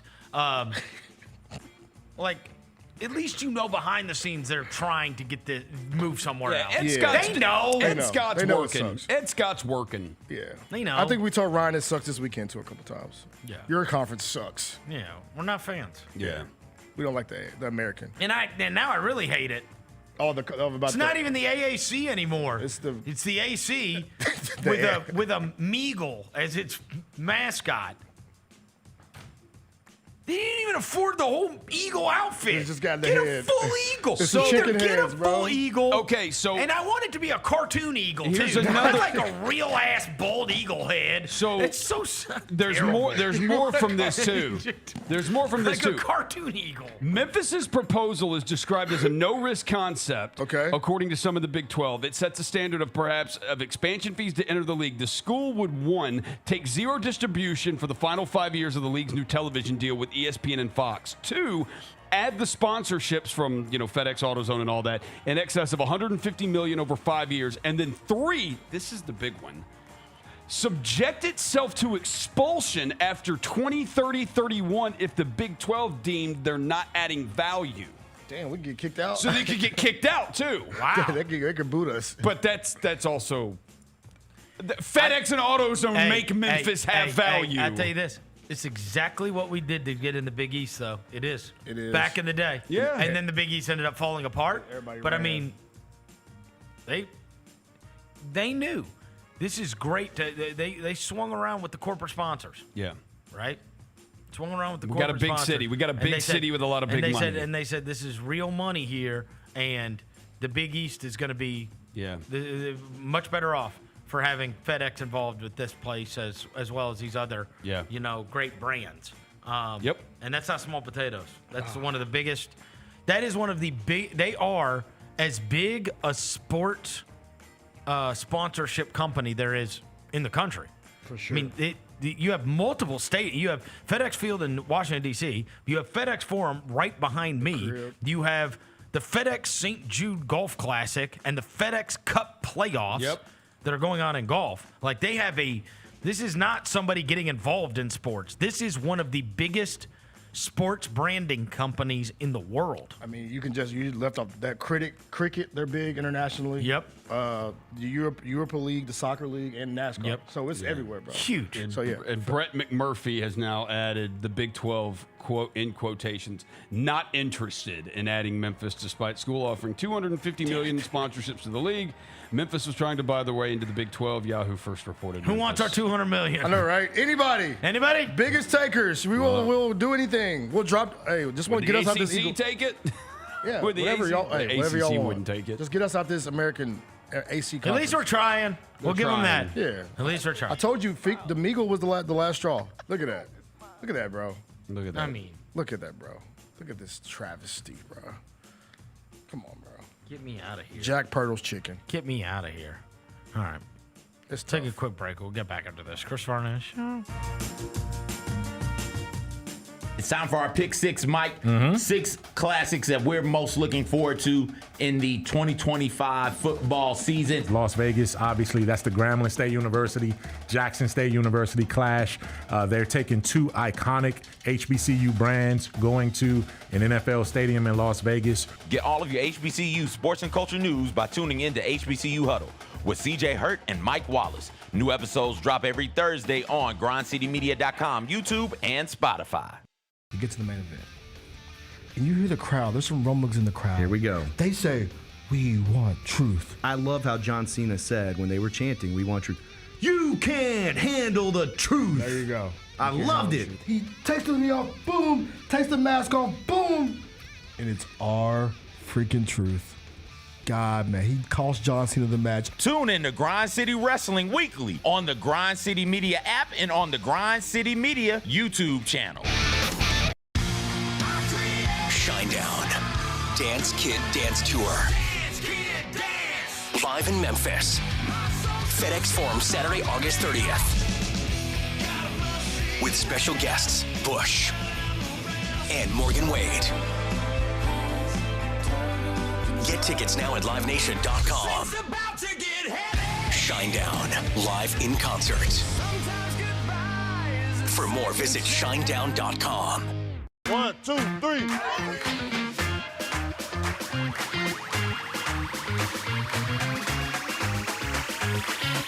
Ready, go.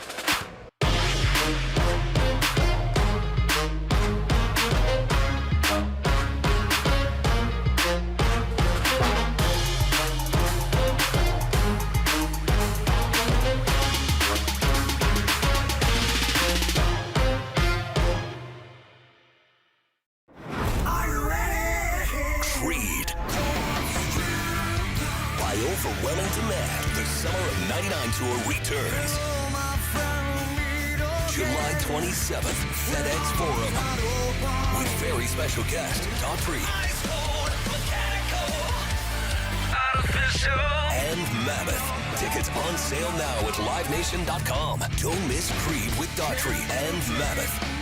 The Summer of '99 tour. There are futures for Aaron Judge possibly hitting 400. Hitting 400 at the All-Star break, plus 600. Oh, wow. To have a 400 batting average in the regular season, plus 3,800. To win the Triple Crown is only plus 145. I don't think he's going to hit 400 for the season. I don't either. I that would be ridiculous. Yes, ridiculous. The Odds Couple, live at 2 p.m. on YouTube at Grind City Media and the official Grind City Media app. Sonic Radio. Welcome back to Sonic RNDIO. That spells radio with me, the CIO. This just in, the new Sonic $1.99 menu lets you build a crave-worthy meal for just $1.99 an item. Whether that's a creamy shake, crispy tots, or a quarter-pound double cheeseburger. This just out. Ostriches. They're mean, not very cute, and in my opinion, way too big for a bird. Don't miss the Sonic Fun 99 menu. 5 items, always $1.99. Live free, eat Sonic. Tax not included. See menu for details. Kroger shoppers and Grizz fans, one exclusive last-minute discounted ticket deals texted straight to you during the Grizzlies 2024-2025 season. Sign up with the new Kroger Buzzer Beater deal. Fans can sign up by texting Grizz to 636-479 or visit your local Kroger store in the Delta Division and scan the QR code. By signing up, you agree to receive recurring automated promotional and personalized marketing text messages from the Memphis Grizzlies. Consent is not a condition of any purchase. Message frequency varies. Message and data rates may apply. Let's face it, there's a lot of trash talk in basketball, but the great teams let their performance do the talking. Like Ford F-150 with Pro Power on board, a class-exclusive industry-first feature that turns your truck into a mobile generator and leaves the competition speechless. Ford F-150, official truck of the Grizzlies. Greatness starts here at your Mid-South Ford dealer. Class is full-size pickups under 8,500 pounds, GVWR. Grizzlies fans know it's the team that gives you the edge. Big River Steel does too. And much like the Grizzlies have recruited legendary talent, we want you to be part of our team. Are you ready to be part of something legendary? Then visit www.bigriversteel.com. That's www.bigriversteel.com.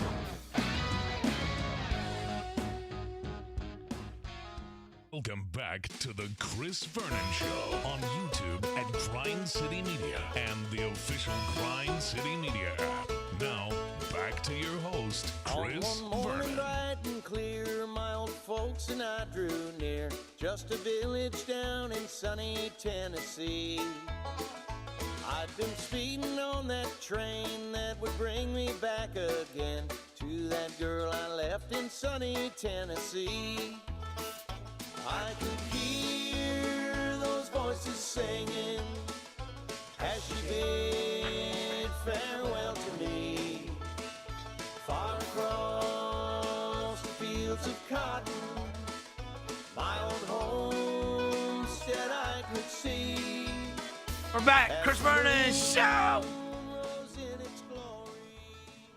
The more I thought about it at the break, the more depressed I got that you said that the Flying Meagles don't want to take our offer. But, I mean, if they really don't take it, that's the kind of story you don't want out there unless they're going to say yes, because it's like, hey, we'll give you $200 million and we don't want any money and you can kick us out. And like, that is, You still don't want that is to. some, Ross Dellinger goes. if they don't, dude, Yeah, if they don't want you after you say that, that's where it's. Ross Dellinger's followed up and said, where Memphis goes next remains unclear. why don't you want us? That is like say where he when he Nobody tweets, wants us, man. when he That's like tweets, going to a yes. chick and being like, hey, and you can live in my house, and I'll pay all the bills, and if you want to get rid of me in 4 years, you can get rid of me. And she's like, nah. And you don't have to talk to me or nothing. Then you feel pathetic. Still doesn't You even feel like want our you boy as a Bob sugar Brown. daddy. Come on. My bad. Yeah, they still don't even want you as a sugar daddy. Where Memphis goes next remains unclear. That's tough. We're going back to our Meagle. Because that makes it sound like they don't want you. So Pac-12 has expressed serious interest in even offering the school a term sheet. But do you know how little you have to care what the rest of your brethren at the AAC think about you to do this? Yeah. When you are just actively trying every which way to get out. Somebody choose me, please. Take me. I will give you $200 million for me to not have to play UAB. Like, nope. Right. And it says they've also, as we knew, they've held talks with the leaders of the Big East about a potential move for basketball. Wait, are we the? I hate to say this, but are we the pick me girl? Yes. I hate the pick me girl. We're 100% the pick me girl. It sucks. I hate the pick me. All right, number 6. What'd you watch? Oh. So I didn't. I obviously went to that thing with you guys on Saturday, so I didn't watch anything. I want to know what's your Jelly Roll review. You went to Jelly Rolls? We did go to Jelly Rolls Club. Do you remember it? Yeah, I remember. He remembers Okay. it. I remember He it. want that fried in there. Yeah. What's your review of Jelly Rolls? I thought it was the cool. first time in there? It's very 152. It's a nicer. It reminds me of 152 back in the day, where every level is a different genre of music. Right? There's like the hard rock, and then there's the country, and then the hip hop, and I thought the skull hanging from the ceiling was awesome. I did. That was dope. That was cool. Yeah, it's outside. And yeah, I mean, again, I don't go to clubs, so as far as clubs go, it was expensive as hell. It was. So I bought everybody's drinks, and it was It was a lot. It was a lot. Man. It was a lot. You know what it was? I'm not kidding you. I ordered drinks for like whatever, 5 people. Yeah, five Five six people? Of us. Yeah, 5, 6 of us. Yeah. 5 or 6 of us? Yeah. It was $168. Damn. I It's know. like becoming like Vegas, low key. That is very Vegas right there. Yeah. That bill, she gave me the little printout, and I was like, what? I'm not gonna tell you what he said when he turned around and looked at us though. Yeah, well, we probably can't repeat it. Nah, I can repeat it. Yeah, it wasn't that bad. Hey, dude, it was too expensive. Yeah, that's too expensive. Yeah, it was too expensive. Yeah. And the Anyway, Jelly Roll was good. Yeah, Jelly Rolls. I mean, it's a cool place. Yeah. Again, they're all like, you walk down there, it's like, here's Florida Georgia Line, here's Post Malone, here's Jason Aldean's, here's Megan Maroney's, Kid here's, Rock's got one. Here's There's- Morgan yeah, Wallace. there's- Yeah, it is weird how everything. And I will say this: Broadway is friggin' slammed. Cracking. It's a madhouse. Cracking. Yes. Everywhere to get in is free. Madhouse. Yeah, it's cracking, boy. golly, it is. Cracking. And one thing I've cracking. I mean, I couldn't believe how many people are out there. It's wide too. It's a wide street, so Yeah. like you can fit a ton of people And on they there were and there, just bro. walk. He said Yeah. they were there. Good grief. So yeah, I mean that's the only place I went was Jelly Roll. So I thought it was cool. It was fine. What if I watched? I thought that hotel we stayed at, the Omni, I thought that hotel was Yeah, great. it's great. It's great. Bro, you know what's crazy? I probably have not watched anything since we've done the show. For I don't think Friday night I had to go pick up William from. He went to go see Superman. He said it was awesome. Everybody has told me Superman is awesome. Really? Yeah, they don't like. Evidently, they don't like do like all the Superman trope, like the whole like the history of Superman and how he came to be and all. They just kind of like drop in Superman. He starts doing Superman stuff. Okay, he ain't Right? telling the whole No, biopic. we're not doing a whole story When he was about a kid, Superman. he No, got- yeah. and evidently, like the dog steals the show. Crypto. Okay. His dog. I saw where that type of dog, like adoptions are up like 900%. People want that kind of dog. He's like super dog. Super dog. Yeah, is yeah. crazy. He's super dog in the movie. Crypto. And everybody loves him. Okay. William said it's awesome. Yeah. So I'll see Superman. everybody tells me it's great. I'm Yeah. like, you know what? I like a great superhero movie. Entertaining. We need one of them, bro. Yeah. You say the bad guy's really good in it too. You know, Lex Luthor. So, anyway, I don't know. But I don't. I think I watched the Summer League game last night. Something about that like was even it. like a week ago, like when we were flying last week. I literally slept on the flight. I didn't watch anything. It was all Vegas. Yeah. And then no, I haven't watched anything on TV. I started Big Brother, but I only watched like one. I've watched one episode. You got anything, Roser? Well, David Sexton of the New Statesman said this about Superman. Who is what? Well, he's a top critic on Rotten Tomatoes. Okay. I was like, what are you talking about? What bro? did David Sexton say? He said this Superman is updated, it's brightly colored, it's top level CGI, but it's still puerile. Puerile? Puerile. What's that? I don't know. It sounds bad. How does it spell? Puerile. Puer what? Puerile. Puerile, childishly silly and trivial. All right, bro. It's our show. Yeah, all right. With a pre-out show. Childishly silly and trivial? You're making puerile excuses, is the example the dictionary gives. I don't like that word. You're making puerile excuses. Like you just say. I'm going to childish. use that word. No, don't. Yeah, I'm stealing David Sexton's. No. I'm stealing his word, puerile. When are you going to use it? I just did. In what context? I just did. With like William? When you're making puerile excuses. He also, Then I will. He also added, manufacturing That's puerile. fun on this scale is hard work, That's puerile. even on a budget of $225 million. I might have to go see. I don't really like superhero movies, but I need something to do, so I'm gonna go see it. Kyle Smith, top critic from the Wall Street Journal, says of Superman, Mr. Gunn is determined to shake things up a lot, and does. Different, however, is not always good. Wow. Yeah. All right. Okay. All right, bro. All right. Go off, King. Little James Gunn slander. Yeah. Isn't that who it is? Yeah, James Gunn. James yeah. Gunn. All right. Number 6. No, 7. It was WNBA All-Star Weekend. Yeah. And as always, the stories that come out of it are super fun. It is labor strife and Kelsey Plum throwing shade at Caitlin Clark. Yeah, that's. It's like, why is nothing? Do I have the wrong timeline? Yeah, you do.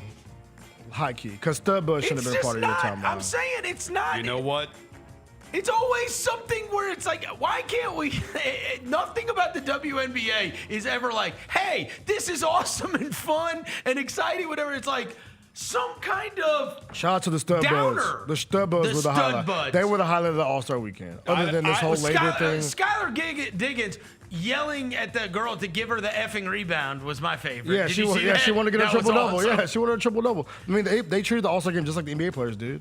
They didn't play hard. See, I think I don't this care is about better. all that. Shout out to the Studbuds, bro. But I think Why it's was- better. Whenever the NBA All-Star Weekend ends, it's always, oh my gosh, this sucks. It always Oh, sucks. yeah. The game sucks. At least the talk is not about the game. Yeah. But it was the pay us what you owe us shirt. Yeah. And then the Kelsey Plum thing. I could not get away from that. Yeah. I think she Why made. do they think I care about Kelsey Plum? I think she was making I think that was a joke.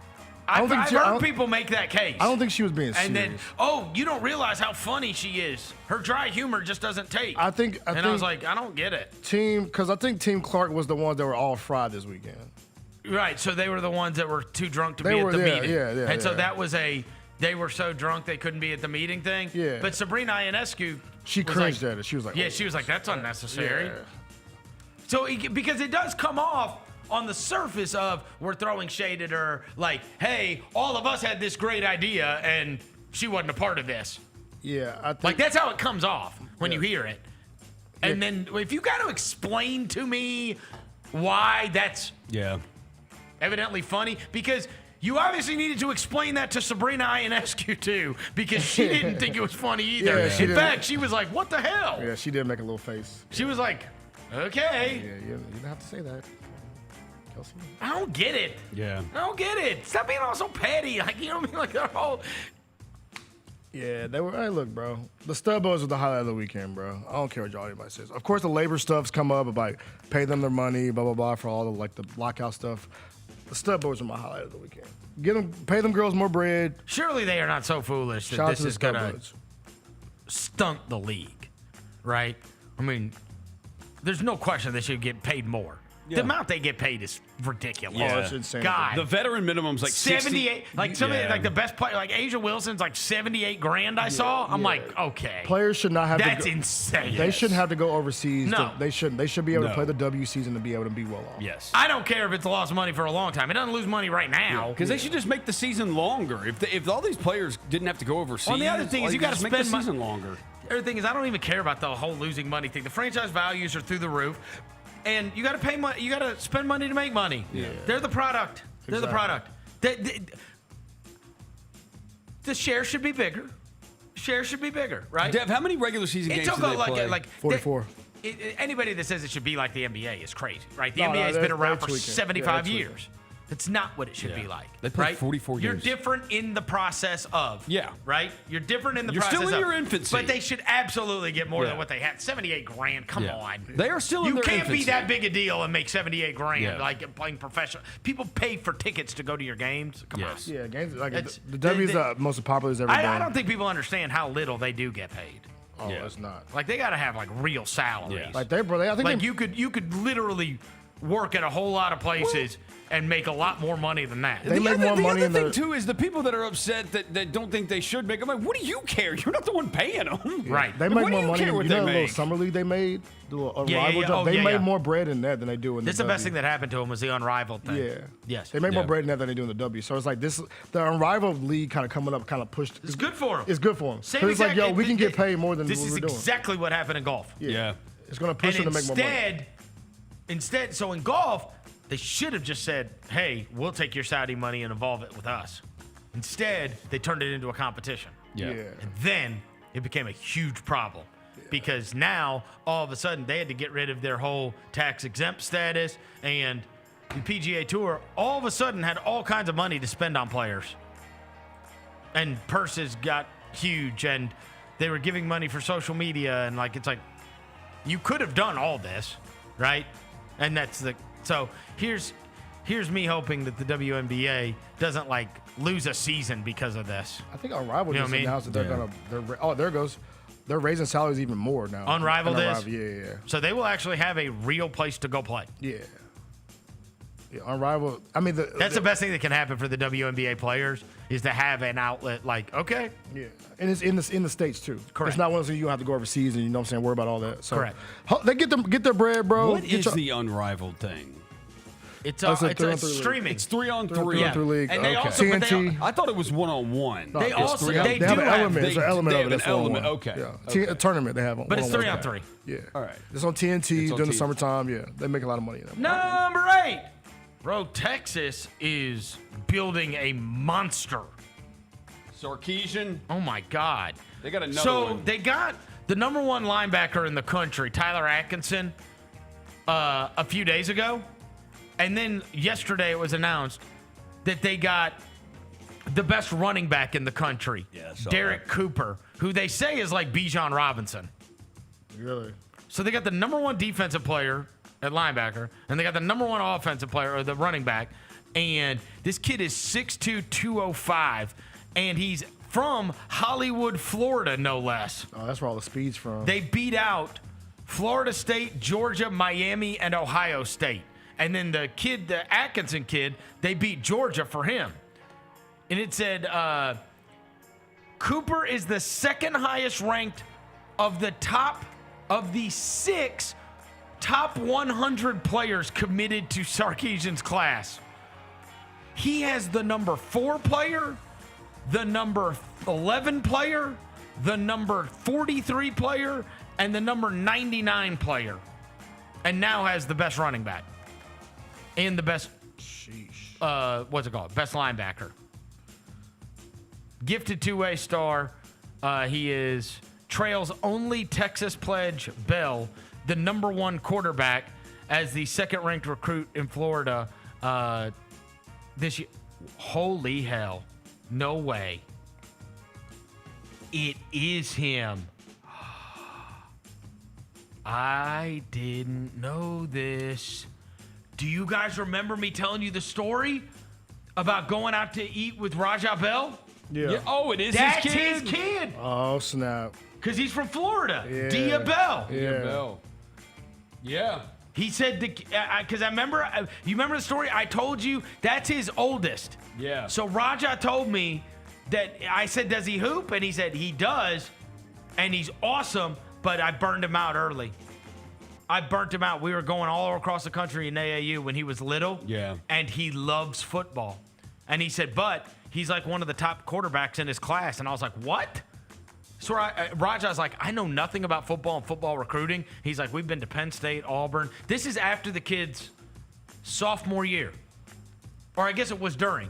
Because this was, we went out to eat at the in-season tournament in Las Vegas. Whenever that was. So that was, what, a year and a half ago, 2 years ago? That's his kid. He's committed to Texas, huh? Yeah, 6'2", I'll be damned. 215. Wow. I mean, he's been known as that for some time. Because I was like, what in the world? So Rajah's got another. He told me this kid, he does not play AAU. He doesn't play anything. I don't even know if he's playing basketball anymore. And he told me he played like as a freshman on varsity and averaged like 20-something. He was like, he's awesome. He just doesn't love it. Just a crazy He loves football.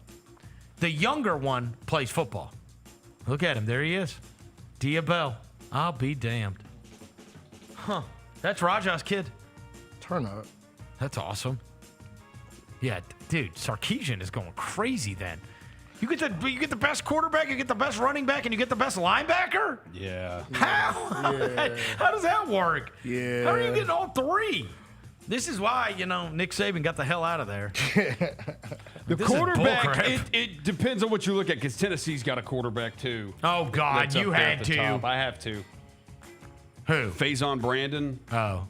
This kid from North Is he Carolina. ranked number one on some of the things? He in 24/7, the 24/7 composite, he is ranked about 5 spots ahead of this kid on 24/7 rankings. He's the number 1 player in the country. The kid that's going to Tennessee. LSU's also got like 2 top 10 kids coming too. Wow, Yeah. unbelievable. Number 9, super sad story, and this is the story of Corey Adams, the Ole Miss football recruit who tragically passed away this weekend. There have been very, very, very few details on this. I heard Gary mentioning earlier that I guess somebody said they thought there was like maybe a pool party that was going on. There was 5 people shot and there was 1 person died, which is Corey Adams, outside. It's kind of like at the Cordova-Germantown line.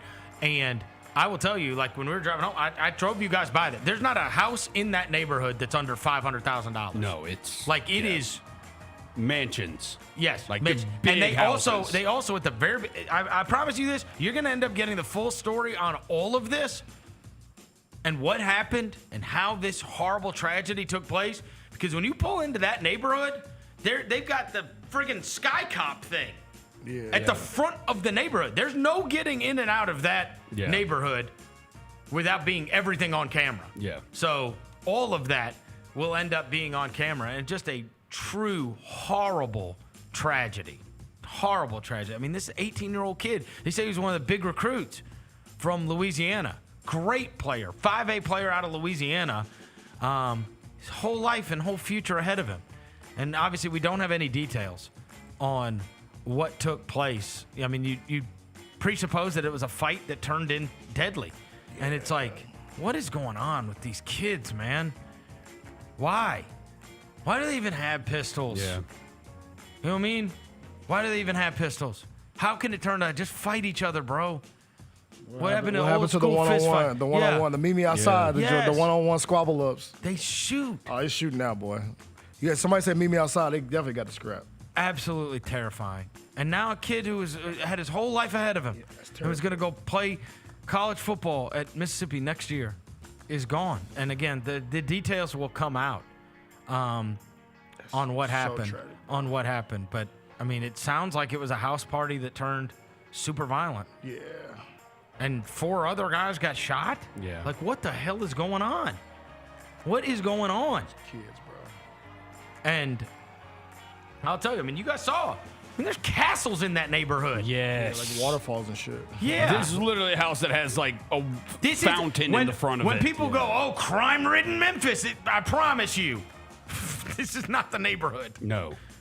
This is not the neighborhood. This is not where you would expect a shootout to take place. Yeah. Yeah, that's scary. It is quiet. Terrifying. It is very quiet. And secure.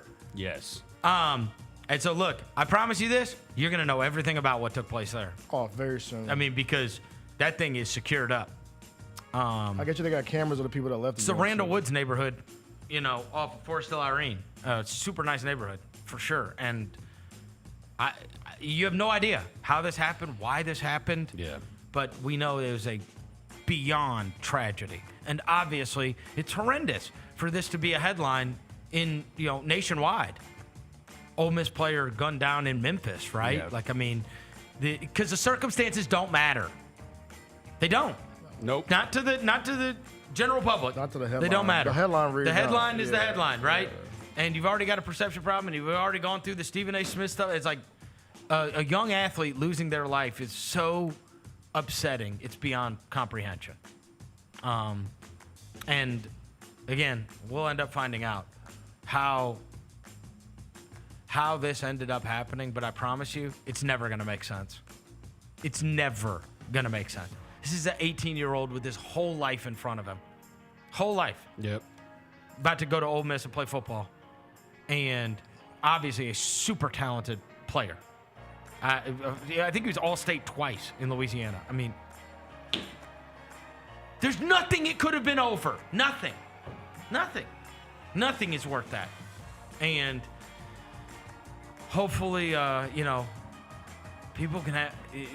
The only thing you can do is pray that things start changing, because that cannot be the way things are resolved. Can't be the way things are resolved. And all too often, we are reading about that's the way arguments are resolved now. Is with gunfire. It's happening all the time. I mean, it's not just all across the country, bro. People are terrifying. Fighting with straps now. It's terrifying. Yeah. Absolutely terrifying. I know you have another rest in peace, Corey, but rest in peace to Malcolm Jamal Warner too. He passed away today, age of 54. Theo Huxtable. Yeah, one of the figments of black culture, the Cosby question. Show, one of the goats. He it was an accidental drowning, which is scary as hell too, bro. Because it's like, how do you get caught in a wave? You never know what it could be, and that's another story that's probably gonna come out soon of how exactly it happened. But he died today at the age of 54 from drowning. Either the people that usually die of accidental drowning, it's either terrible combination of being messed up, right? Either you were messed up or you got caught in a wave, a riptide. You know what I mean? Yeah. And you couldn't. It's too forceful. Yeah. So hopefully, or a combination of both, right? Because obviously, people out on the water getting screwed up. Again, we don't know. There'll be a toxicology report and whatever else. But I mean, you just don't hear of people drowning often. It's a very, very rare way to die. Yeah. He was a massive part of everybody's youth that was my age. Because the Cosby Show was just omnipresent. Nobody was more famous than the people on that show. Like, that was like America's Family, and it's crazy. It's so sad. Bill Cosby's in prison. This guy, Theo's dead. Claire Huxtable, I think she's passed away, right? Yeah. Is Claire Huxtable passed away? I think she is. See, Claire. The original one. The OG, I got you home. Let's see. Is she? Or is she still with us? She's still alive? I think she's still. Oh, good. I think she's still with us. Let me see. Felicia Rashad. Yep, still here, 77. 77 years old. Felicia Rashad. She just turned 77 back in June. She looks good for 77. Yeah, too. That's Ahmad's wife. She looked good. That's Ahmad Rashad's wife. For real? Oh, yeah. She good. Was. She looked good for 77, bro. The Luka Doncic age. They divorced in 2001. Oh, is that right? Yeah. She's hanging out with Jordan too much. That's crazy. That's crazy. That's crazy. Well, then the daughter. What was the daughter's name? I wasn't a big Cosby Show. That went on to Disney World or to a different world? I didn't watch Cosby Show like that. Oh, you didn't? What was the daughter's name? Sandra, Denise. No. Rudy. Theo's sister. I never was a Cosby Show fan. Rudy was the little one. Rudy was the little one. Denise is the one that went on to a different world, right? I think. Keisha Knight. Okay. Yeah, she's 46. I remember my guy from Malcolm and Eddie. She's married to somebody named Brad James. Okay. Super sad, though. Yeah. Rest in peace, Malcolm Jamal Warner. Number 10 tonight. Well, we finally made it to the end of Summer League with last night's events taking place. And so now it's baseball or whatever. No, it's not. I mean, if you're going to watch sports, you're going to watch baseball. Because it's even WNBA All-Star break. Yeah, well, they got one more day. Yeah, you can. They got one more day, bro, for All-Star break. If you want to get jacked up, you can turn on the NFL Network. Training camp starts this week. Oh, it does? NFL training camp start this week, so Hey, I'm well- sure NFL Network will have Hey, wall-to-wall coverage. Speaking of the NFL Network, How about this? 10 days. Well, no, I'm sorry. A week from Thursday? Yeah. A week from Thursday is going to be Texans-Bears. Hall of Fame game? Yes. Yeah. I got something for you, Vernon. All right, let me hear it. You talked about your bum Cowboys. Well, your owner has said something on a microphone once again. Oh, God. That makes him the laughing stock of everybody. Play the tape, Jalen! What is it? There's a Jerry Jones. About your boy Micah Parsons. Just because we sign him doesn't mean we're going to have him. He was hurt 6 games last year. Seriously. We've signed, I remember signing a player for the highest paid at the position in the league, and he got knocked out 2/3 of the year, Dak Prescott. So there's a lot of things you can think about when you, just as the player does, when you're thinking about committing and guaranteeing money. And the quote, just because we sign him doesn't mean we're going to have him. He mixed 6 games last year. Jerry Jones is an idiot. What is, I mean, that's not, that's, on the scale of, you're getting soft because No, I just want to clown the Cowboys. On a scale of terrible things Jerry Jones has said, that doesn't even rank in the top 100. The point is, he's going to end up having to pay Micah Parsons infinitely more than he would have because he just sits around with his thumb in his ass until everybody else gets paid. Till T.J. Watt makes $100 billion, and then he's like, oh, now I got to pay. I gotta pay him now. All right, Micah. Hey, well, if you need something to watch tonight, yeah, the OTC is back. OTC came back last week. You can watch the OTC tonight on Monday Night Raw. Okay. He's back tonight, bro. Seth Rollins is injured, so he had to do something. Roman Reigns is back. Roman Reigns. There you go. My tribal chief. Your tribal chief. One's back. up. He's OTC 1 now. My tribal chief. No, you can't do that anymore, bro, because he's on the other side. Yeah, I know. But tonight he's going to address All right. Paul Heyman. So maybe Raw. Yeah, put on Maybe Raw, I'll flip that on. Yeah, All right. Raw, bro. It's good to do it for today's show. Thanks to John Roser across the glass. Thanks to Devin Walker. Thanks to Jalen back in the studio. Until tomorrow. We're gone.